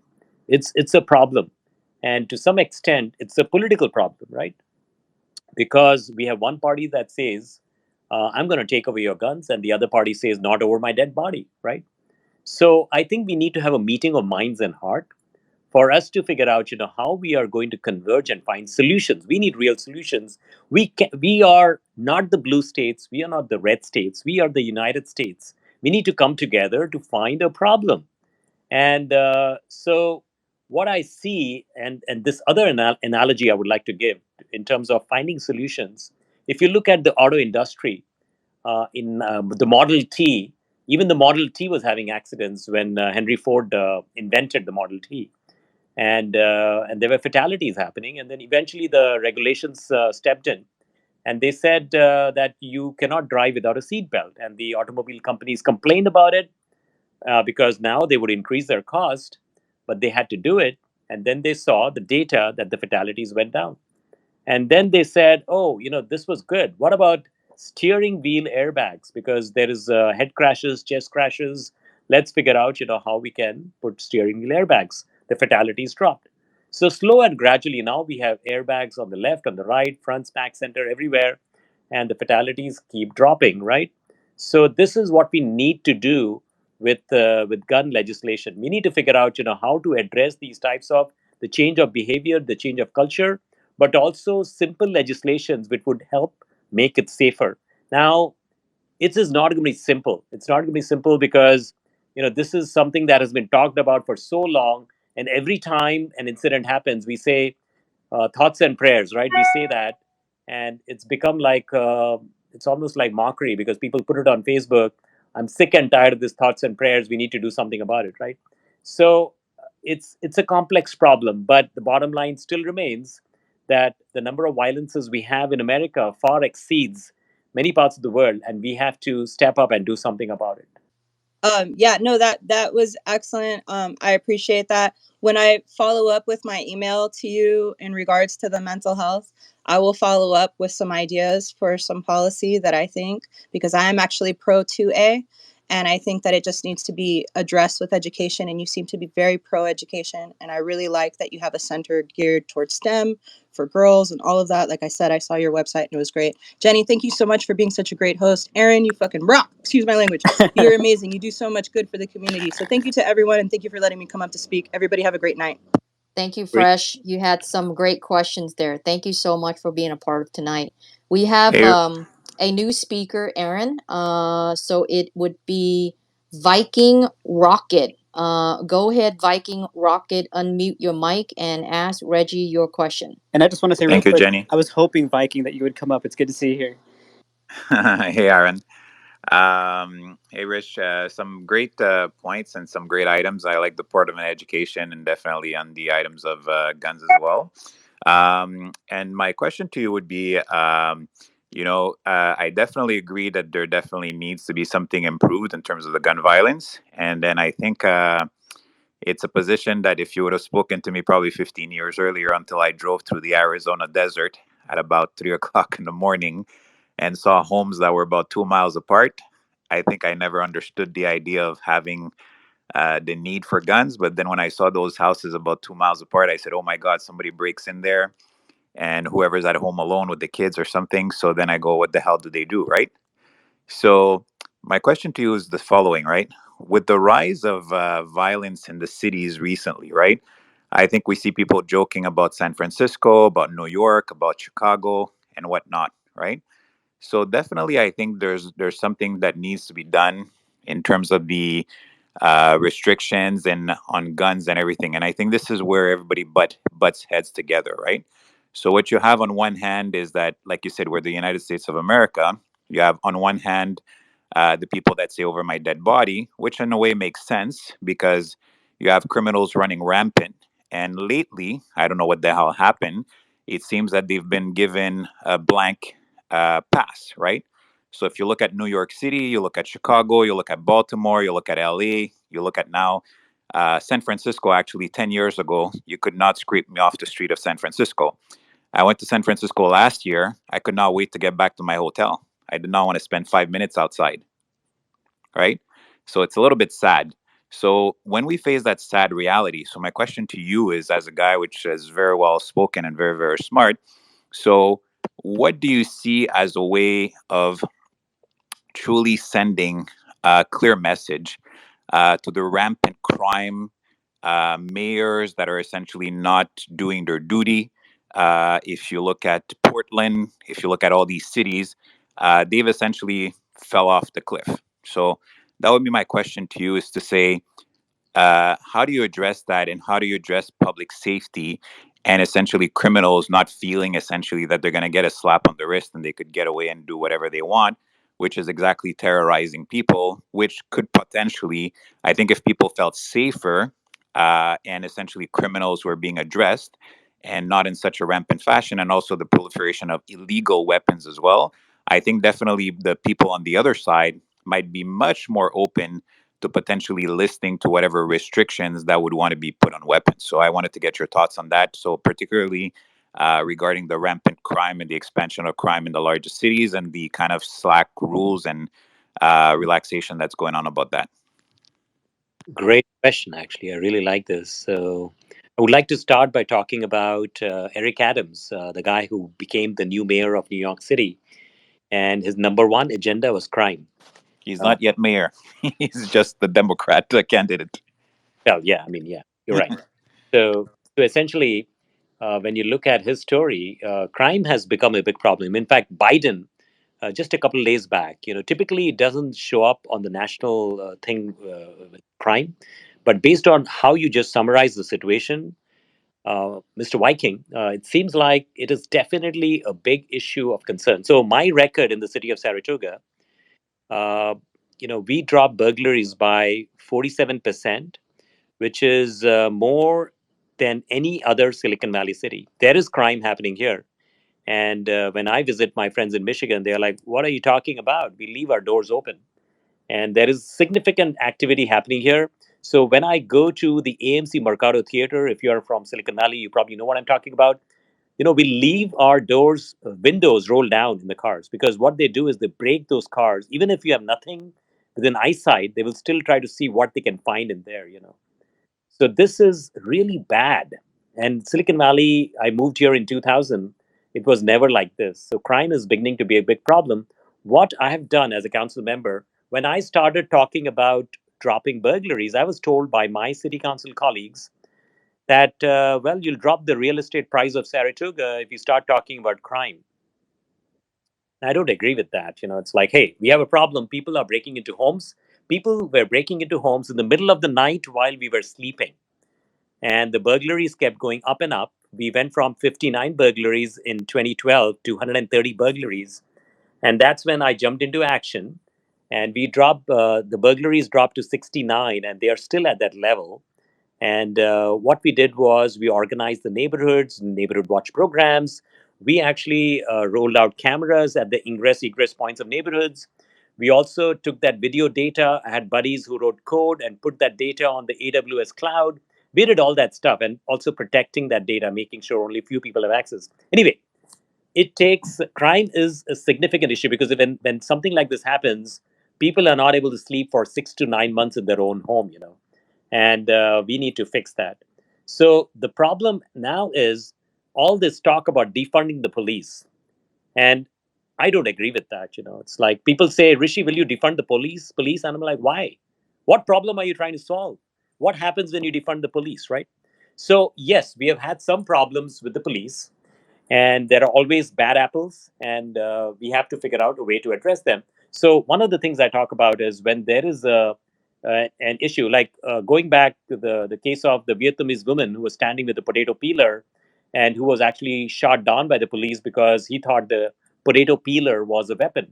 Cultural training is extremely important. We also need to engage the right type of the social organizations, the psychiatrists, the psychologists, to go talk to people. We don't have to engage law enforcement all the time.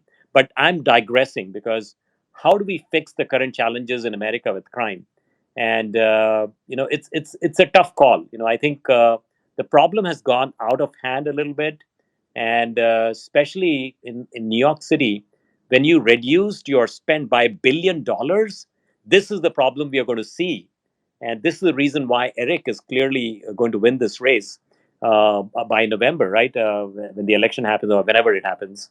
But also, when you look at the former mayor of, well, the mayor back then was Chuck Reed in San Jose, and he significantly cut down the expense, the operational budget for the police department, and the crime went up. So I think it's very important for people to realize this, and we need to make smart choices. It's like let's just not drink the Kool Aid and let's follow the herd. Let's do the right thing. Let's think through carefully, make smart choices. We did Prop 47 in California. I don't know how many of you know that. This is what I've been talking in all these hundreds of neighborhood meetings that I had in my city to drop burglaries. Right? What happened was our prisons were overcrowded. So Governor Brown, back in those days, he got a notice from the feds that you either need to reduce your population or you need to build more prisons. So what he said was, we decided to roll out Prop 47. It was a ballot measure that was approved by the people because it was like, okay, let's let criminals that have done like simple crime, we should let them back on the street. And then we had the $950 cap and all that kind of stuff. And this is the reason why the burglaries went up. And then there is a group that is now trying to roll back some of the changes that were made by Prop 47. So be very careful how you perceive this problem, make smart choices. And I really don't have answers right now, but crime is definitely a huge focus for every community in the United States. And we will only fix it by working together. We need to have more neighborhood watch programs. We need to have policies, for example, cameras or whatever else is needed to make it safer for our people. Great question. And two final questions for you is one, would you support essentially tougher sentences for people that commit crime with illegal guns? That's one. And the second one is this might be unpopular on a forum like this, but essentially is, would you support legislation that allows either the federal government or the state government to remove mayors, for example, like let's say the Portland mayor that's clearly turned into like a mayor of Gotham City, where he's openly leaving people to, it's no longer protesting, it's no longer rebelling. But I think that anybody, like, for example, I've lived in two different countries as a youth that kind of turned into chaos, and in the end, funny enough, we kind of left them.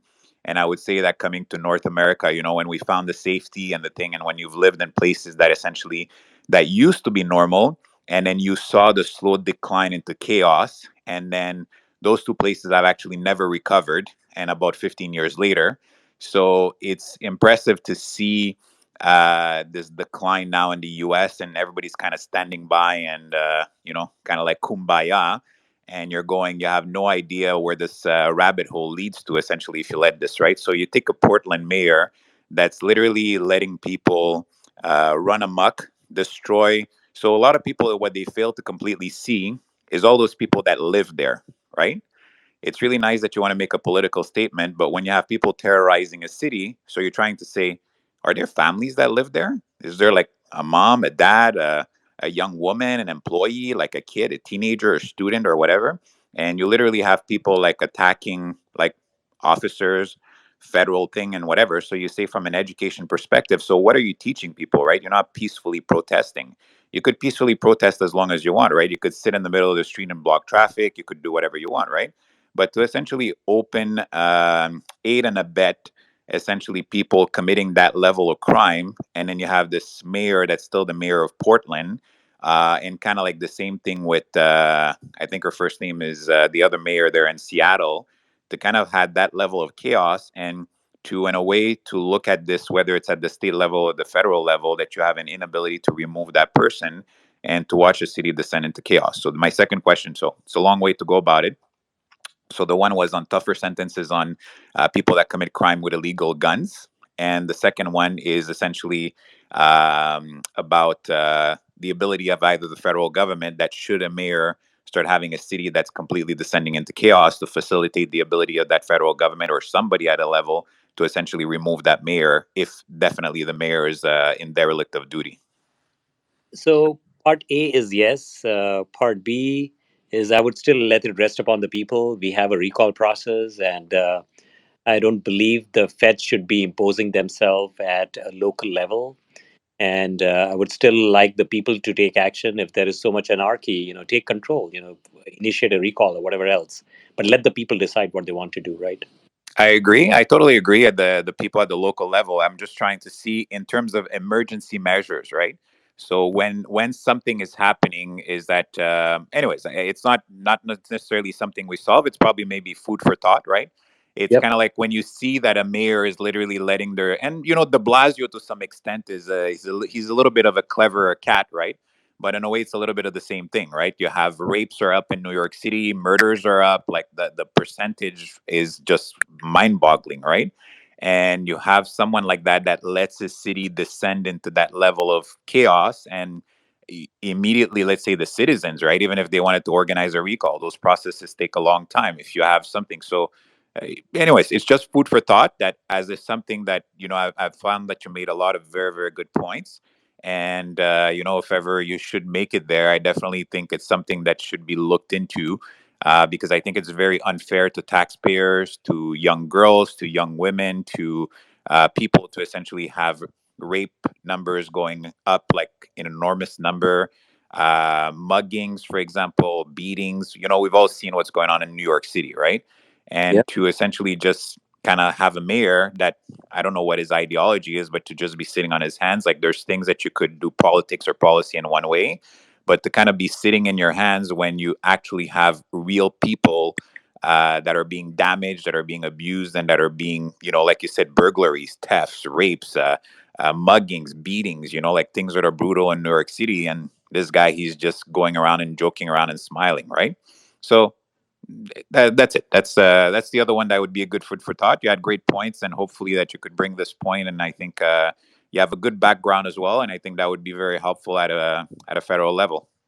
Thank you so much.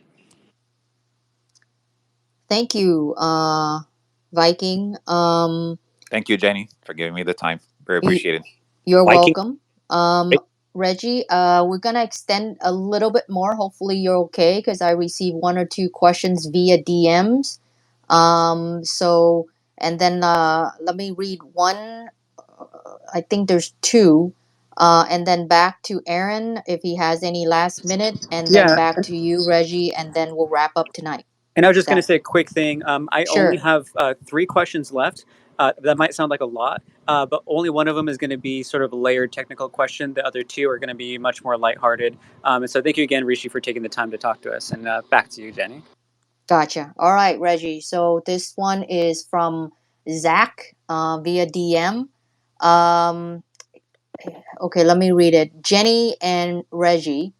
I live in the Bay Area and I'm single, and I do make that salary between a quarter of a million to 300,000, as Jenny did mention. And I barely have a hefty savings account since I bought my home last year. After taxes, a single person like myself, which is 40%, so my 300,000 salary would net only about $180,000. Reggie, if politicians like yourself were to get elected, would you do something to assist single folks like myself to lower the taxes, or is that a federal issue uh, that we would have to take it up with the a different entity? So that's the question, Reggie. Yep, as a congressional rep, that issue will definitely fall under my domain. And my approach is very, very simple. I believe in reducing taxes. I believe in optimizing our dollars and making it work a little bit better. And the Bay Area is already extremely difficult. It's like I used to kid around with friends that my wife and I, we both make money, make a living here in Silicon Valley, and we are both below the poverty line, right? So it's tough out here, right? We know how tough it is, and so that's the reason why we need to make it easier. And as a Silicon Valley congressional rep, I'll be definitely looking for different options to see how we can make it work a little better.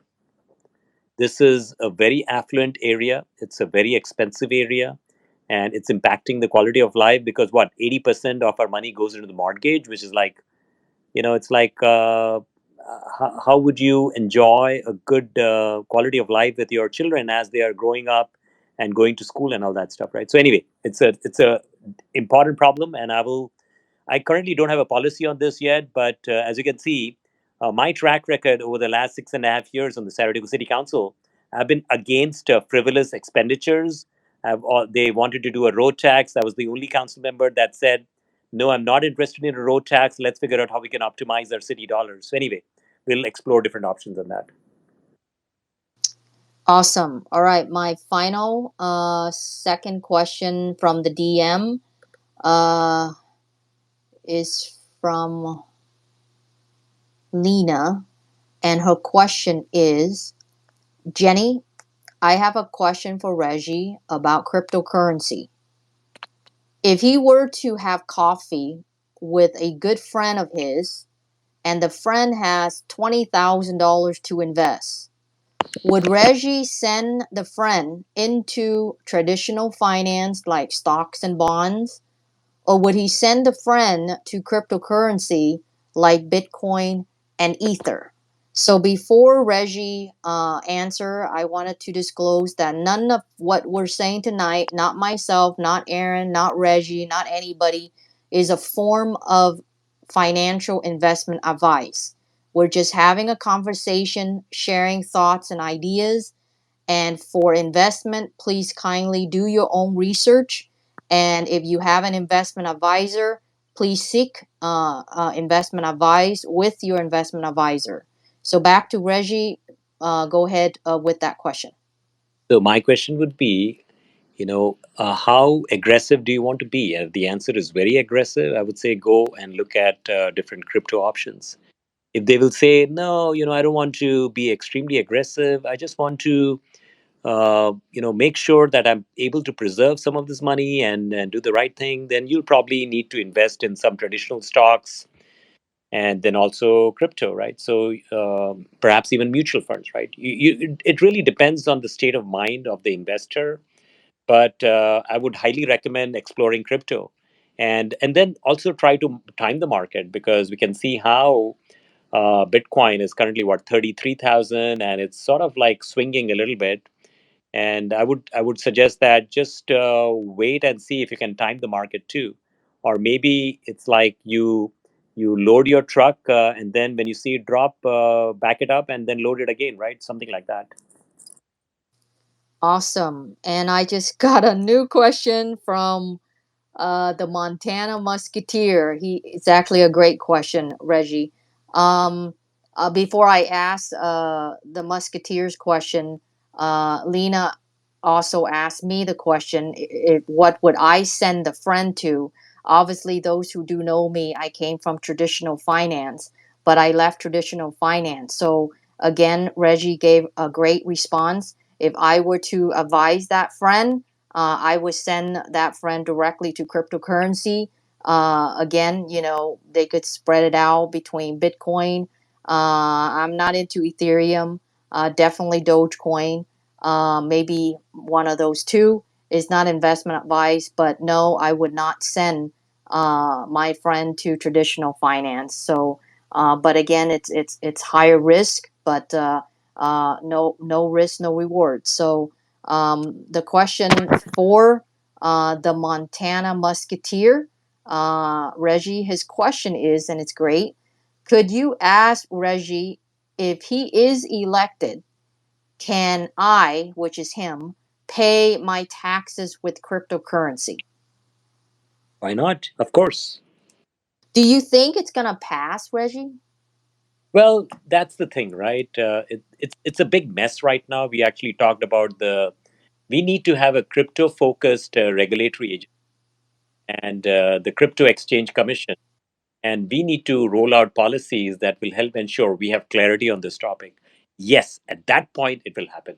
At this point, I think I unfortunately don't have much hope, because we have aging politicians who are really not thinking of these types of things. Look at what happened with El Salvador, right? I mean, this the president, he wakes up one day and he says, okay, let's start replace the dollar. Nayib Bukele, he's 39 years old, let's replace the dollar with crypto, and a few days later the Congress passes it, right?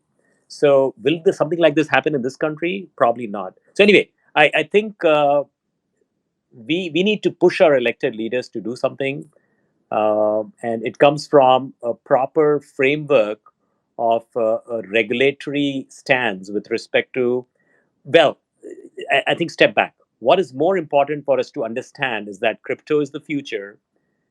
This will have a play in some shape or form.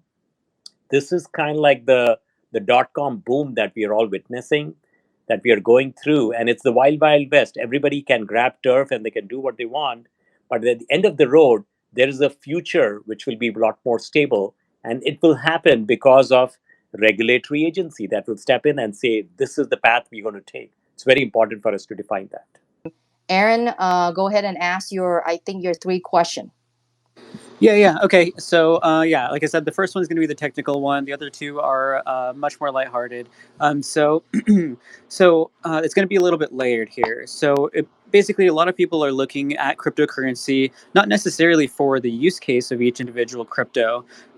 They're looking to maybe make life-changing money. So, whether someone has 1,000 or 10,000 or sometimes even $100, they're hoping that that will maybe change their lives. So when it comes to sort of the wage gap, the wealthiest are the most, or I should say, in the best position to be able to, number one, invest in them because they can be early, they have access, they have the information, they've maybe been in it for the longest amount of time, or have contacts or resources related to it. They also obviously have the most amount of money. So when someone is putting in $500, someone else is putting $5 million, So, um, should we even be looking at cryptocurrency? And I guess I should back up and say, in my utopic view of the future, I would imagine that we've made some changes where people are educated. People are no longer displaced from jobs.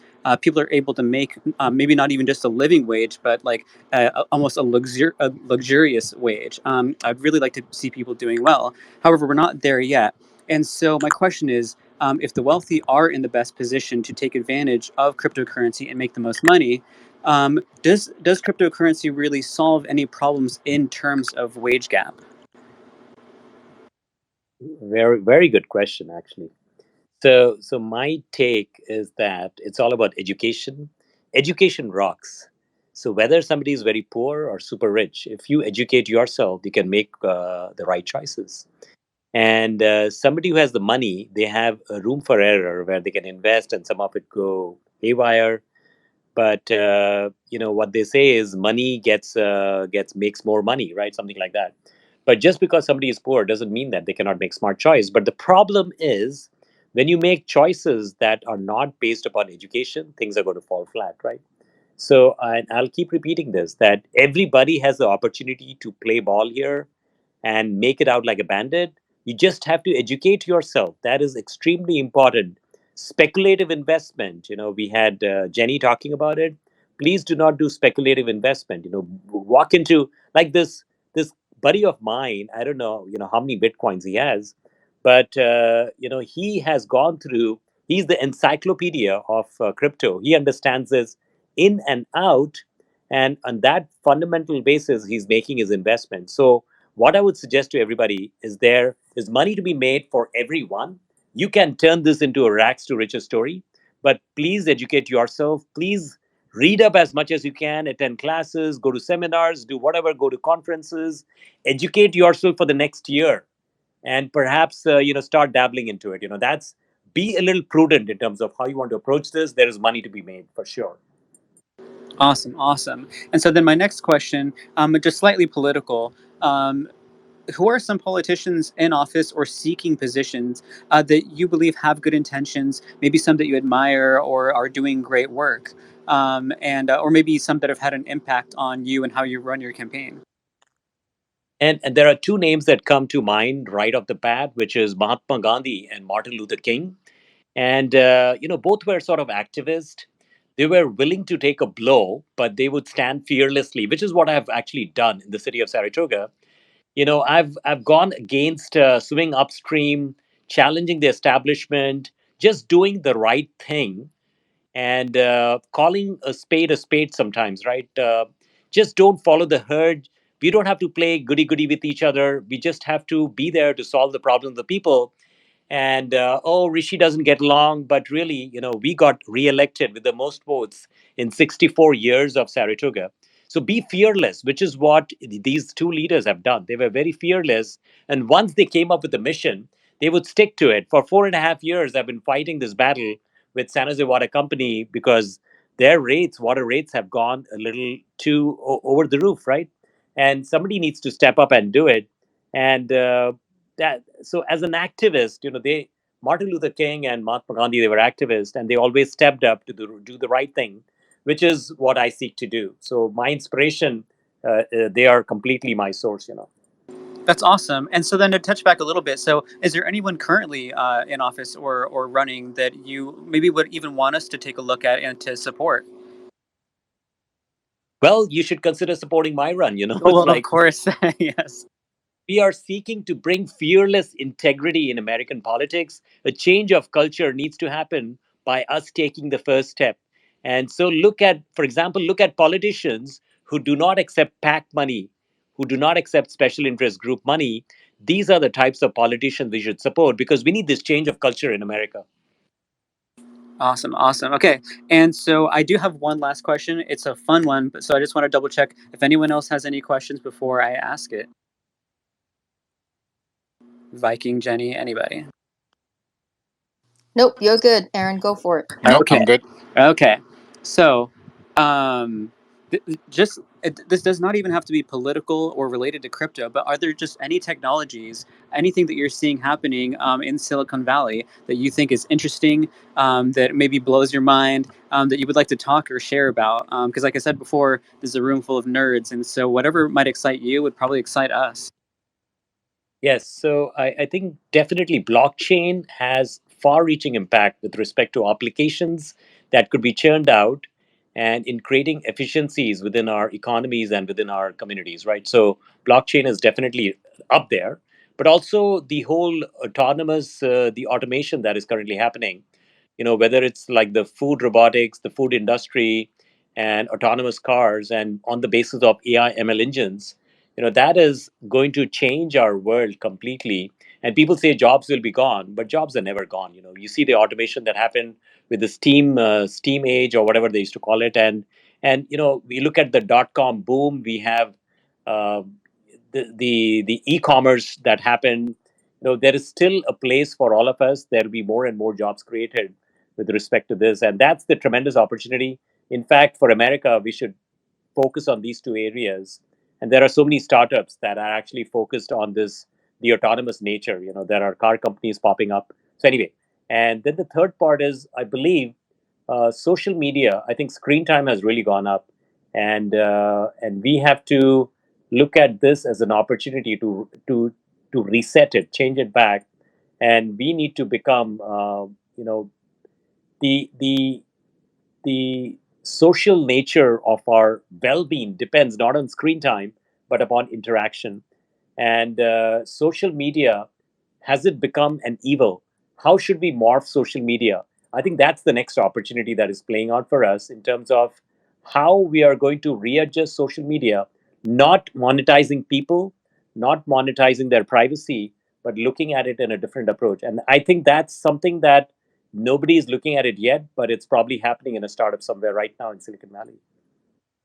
That's great. And so, yeah, I just want to take a quick second to personally thank you so much for the time that you spent with us. I'm sure there's tons of things that you could be doing, but we're so lucky to be able to have you with your experience, with your knowledge, expertise. Again, just thank you sincerely so much for being here.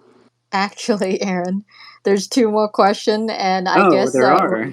Reggie, you're being loved so much. Hopefully, you can answer questions of your fans, and I think these are what it shows that that you are welcoming and of your knowledge and experiences. So that's why the questions are coming in. So hopefully you can give us another 5 to 10 minutes because they would love to ask you these questions. So this one comes from Doge Stock. I guess he's Doge and he's also stock. And the question is, Jenny and Reggie, this question is for both of you based upon your backgrounds and experiences.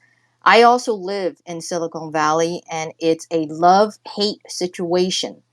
I love working for giant tech companies here as a full stack developer and making the six figures, as Jenny had mentioned. The dark side of innovation is that young folks like myself, I am a millennial, struggle to maintain mental well being uh, living here. And he mentioned that he's also single. Have you, Reggie, done your due diligence in terms of um, the dark side of Silicon Valley? And then he opened and closed parenthesis, suicidal, high suicidal rate. So have you done your due diligence? If so, what do you think that you would do once you're elected? And Jenny, I would like to get your thoughts too. Okay, Reggie, you go first. Okay. Okay, so I just posted this on Instagram. If you visit my Instagram page, you will see that we need to stop glamorizing overworking. The absence of sleep, good diet, exercise, relaxation, and time with friends and family isn't something that we need to applaud. Too many people wear their burnout as a badge of honor, and it needs to change. So in Silicon Valley, everybody's like, oh, I'm so busy, I'm so busy, I'm so busy. And it's almost like to not be busy is like you're foolish, right? That should not be the case. And we need to have a slight change here, right? Because family time is very, very important time. And actually, I'm also guilty of that, right? We are all very driven who get here, and we are caught in that so-called rat race, and we are giving it all. And sometimes, it's like the fall that happens when somebody is a vice president in a major company, and the world revolves around them, and suddenly they fall with a thud. and then they are not able to find a job for 2 years, how is your mental state going to be? Because seemingly your place in the world came from your work, right? So this is extremely important, that we need to ensure that people understand that there is something more important than work. That is something that we need to teach as part of a culture. So what I talk about as a policy is, we need to have every Silicon Valley company here that is looking at like meditation workshops in the middle of the day, stress reduction. I think it's going to be extremely important that we provide the framework for companies to roll it out. Maybe it's a mandate. This cannot be optional, because if there are people, the thing is, in a startup, for example, I've heard the stories, right? They provide breakfast, lunch, and dinner, and people sit there, and the food is high fat, and then a lot of the folks get diabetes because of that, right? And it's okay to provide food and work like 60, 70 hours a week, but who's going to talk about the health impact, right? This is not ingrained in our culture yet. It needs to be talked about, and we need to take some firm action around this. I really like the question, and it's definitely part of my plan. Thank you, Reggie. Honestly, I don't know. I guess this person also asked for my thoughts too. And I don't know how to answer that because I'm not a mental health expert. I guess I can answer it personally. Running two companies myself, and I have friends who are full stack developers, software engineers up in Silicon Valley. I can say and I can vouch for them that we do get burned out. I'm sure politicians get burned out. Everybody gets burned out. Um, all I can say is, even though it might not be easy, but if you are single, or still single, and you don't have, a companion, a boyfriend, fiance, husband, wife, or whatever the case may be, hang on to a good friend. Whenever you get burned out, don't separate yourself, lock yourself in your home or whatever the case may be. Pick up the phone, call. All you gotta say is, "Hey, I need to talk. Do you have some time to talk?" And if your friend is a good friend, they would drop everything to talk to you, right? So that's, I get burnout, and sometimes I do that. Go out, run, exercise, and if your calendar fits, travel. Take a short trip somewhere with your friend or whatever the case may be, and then when you come back, you will see that it's different. So Reggie, the gentleman who was a speaker and then he got cut out, he DM'd me and said that he has a question, a simple one. And he said, Jenny, can you ask Reggie? My wife and I would like to get our marriage blockchain certified. Would Reggie recognize blockchain marriage verification? And the answer is absolutely. I do want to talk a little bit about the previous question, which is, I think I did not quite finish my chain of thought. Now, I look at my dad. My dad, he's retired now, but he's a workaholic. He still likes to work. He likes to keep a busy mind, which is actually maybe a good thing. But he has truly never quite figured out, what he should be doing when he's retired, right? So I feel that we should all have hobbies. We should all have something something on the side that is keeping us happy. We have to find something beyond work. In Silicon Valley, we all work super hard. I have friends who work from 7 a.m. to like 8 p.m. By the come back, they are burnt. They go to bed, and the cycle repeats the next day, right? And then I noticed that actually they don't have too many hobbies. They do not know how what they should be doing if they're not working, right? Which is actually a huge problem. So I challenge everybody to go and find a hobby, something that will make you happy, something that will make you feel alive, and something that will de-stress you. And my personal story is, politics for me has been kind of like that, where you get stressed out with work, but when I'm out there in the service of people trying to solve problems, it has created immense joy. A true story. My friends say, Rishi, why are you wasting time as a political guy? You're trying to do all this stuff. It doesn't pay anything. Why are you even doing that? If you did a startup, you would probably have had like two or three exits so far.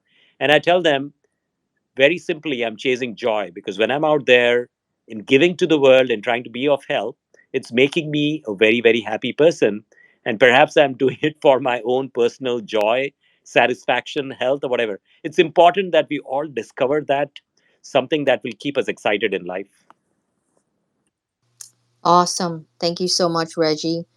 Um, okay, to our speaker, I think we have Ravi Joshi.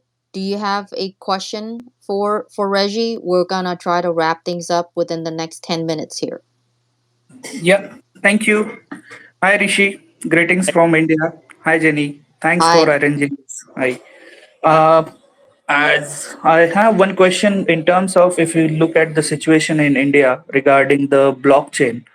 So we are still not regulated. So I just want to have your approach where the countries who have regulated the blockchain and cryptos, what is the impact of that regulation onto the normal use cases, or maybe taxes is going to fine most of us is going to pay tax on cryptos, but what are other impacts of crypto regulation? Um, Crypto regulations. The thing is, I'm looking at regulation as an important step for innovation. Innovation via regulation. Because once we define the roadmap, then the innovation becomes a lot easier. And I think every country in the world has a chance to play. And perhaps every government body should sort of define a regulatory framework for that innovation to happen. And that's all I will say. It's getting a little bit late, but it's an opportunity for every country to be out there and become the world leader, and do their part. So it's something that we should not take mildly. With that, Reggie, you have the last mic here. Please go ahead and share with our listener, because this is recorded and we're going to blast it out on YouTube for those who weren't able to make it tonight. Let us know, as my final thoughts for you, Reggie, is what would you like for us to assist you with so that you can get elected and then help back the crypto community. Share us your final thoughts, and we're there to assist you. So go ahead, the mic is yours. What do you need from us in terms, I guess, the Doge community, the social media followers that we all have, to help you so that you can get elected? Basically, and then basically, what we have tonight has been recorded, and we're going to blast it on YouTube for listeners who weren't able to catch it tonight. They could probably catch it on YouTube. So the mic is yours. Thank you so much, Jenny and Aaron, for making this happen. We missed him, but I really liked the questions, and these questions made me think. And hopefully my responses were hopefully a little intelligent. But I was thinking on the fly, trying to come up with these responses. But to net it out, I really like the future of crypto. I think this is the new currency which is going to dominate the world, and we quite don't know how this is going to play out. But we know for sure that cryptos are going to be relevant in the near future, and we have to be innovating in the space. And as your congressional leader, I promise to be the crypto proponent in Washington, and because I truly see a value in this, and I would love to hear from anyone who comes across this video or this podcast and provide me feedback. And we are actually working on a crypto policy paper, which is currently not there on my website, but we hope to have it uploaded in the next few days. And if you have any thoughts, if you want to collaborate, please reach out. My email is campaign at rishi2020.com. And there are two handicaps that we fell short by just 40,000 votes last year when we were running against the 28-year incumbent. And this was she ended up spending two and a half times more money than us. And I'm actually the very first politician in California to accept crypto, Bitcoin, for campaign purposes. And this was actually when I was running for city council in 2018, I believe. And that's when FPPC, they decided to jump in and said that cryptocurrencies are not permitted for state runs, but for a federal run, I still am accepting crypto. So if you would like to contribute to my campaign, you can go to rishikumar.com/contribute. But also, we are a grassroots team. We don't have any paid staffers. We have hundreds of volunteers. And if you happen to be in Silicon Valley or anywhere, just join us. Go to rishikumar.com/volunteer. I would love to team up and make a win happen. And we can finally have a tech savvy leader in Washington who will be truly interested, invested to solve the people challenges and address the big challenges of America. Thank you so much. Jenny, Aaron, and Tim, I really.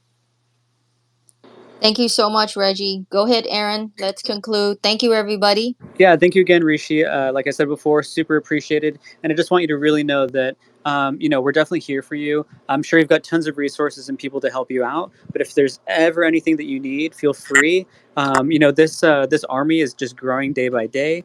More and more people are becoming interested in this space and what we're doing with politics and crypto and technology.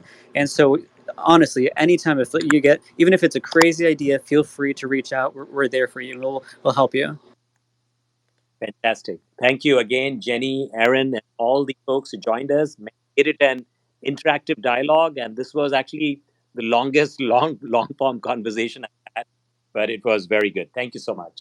Thank you, Reggie. Thank you, everybody. Have a Thank good you. night. Good night. Night. Thank you. Good Night, night. night. Night, night.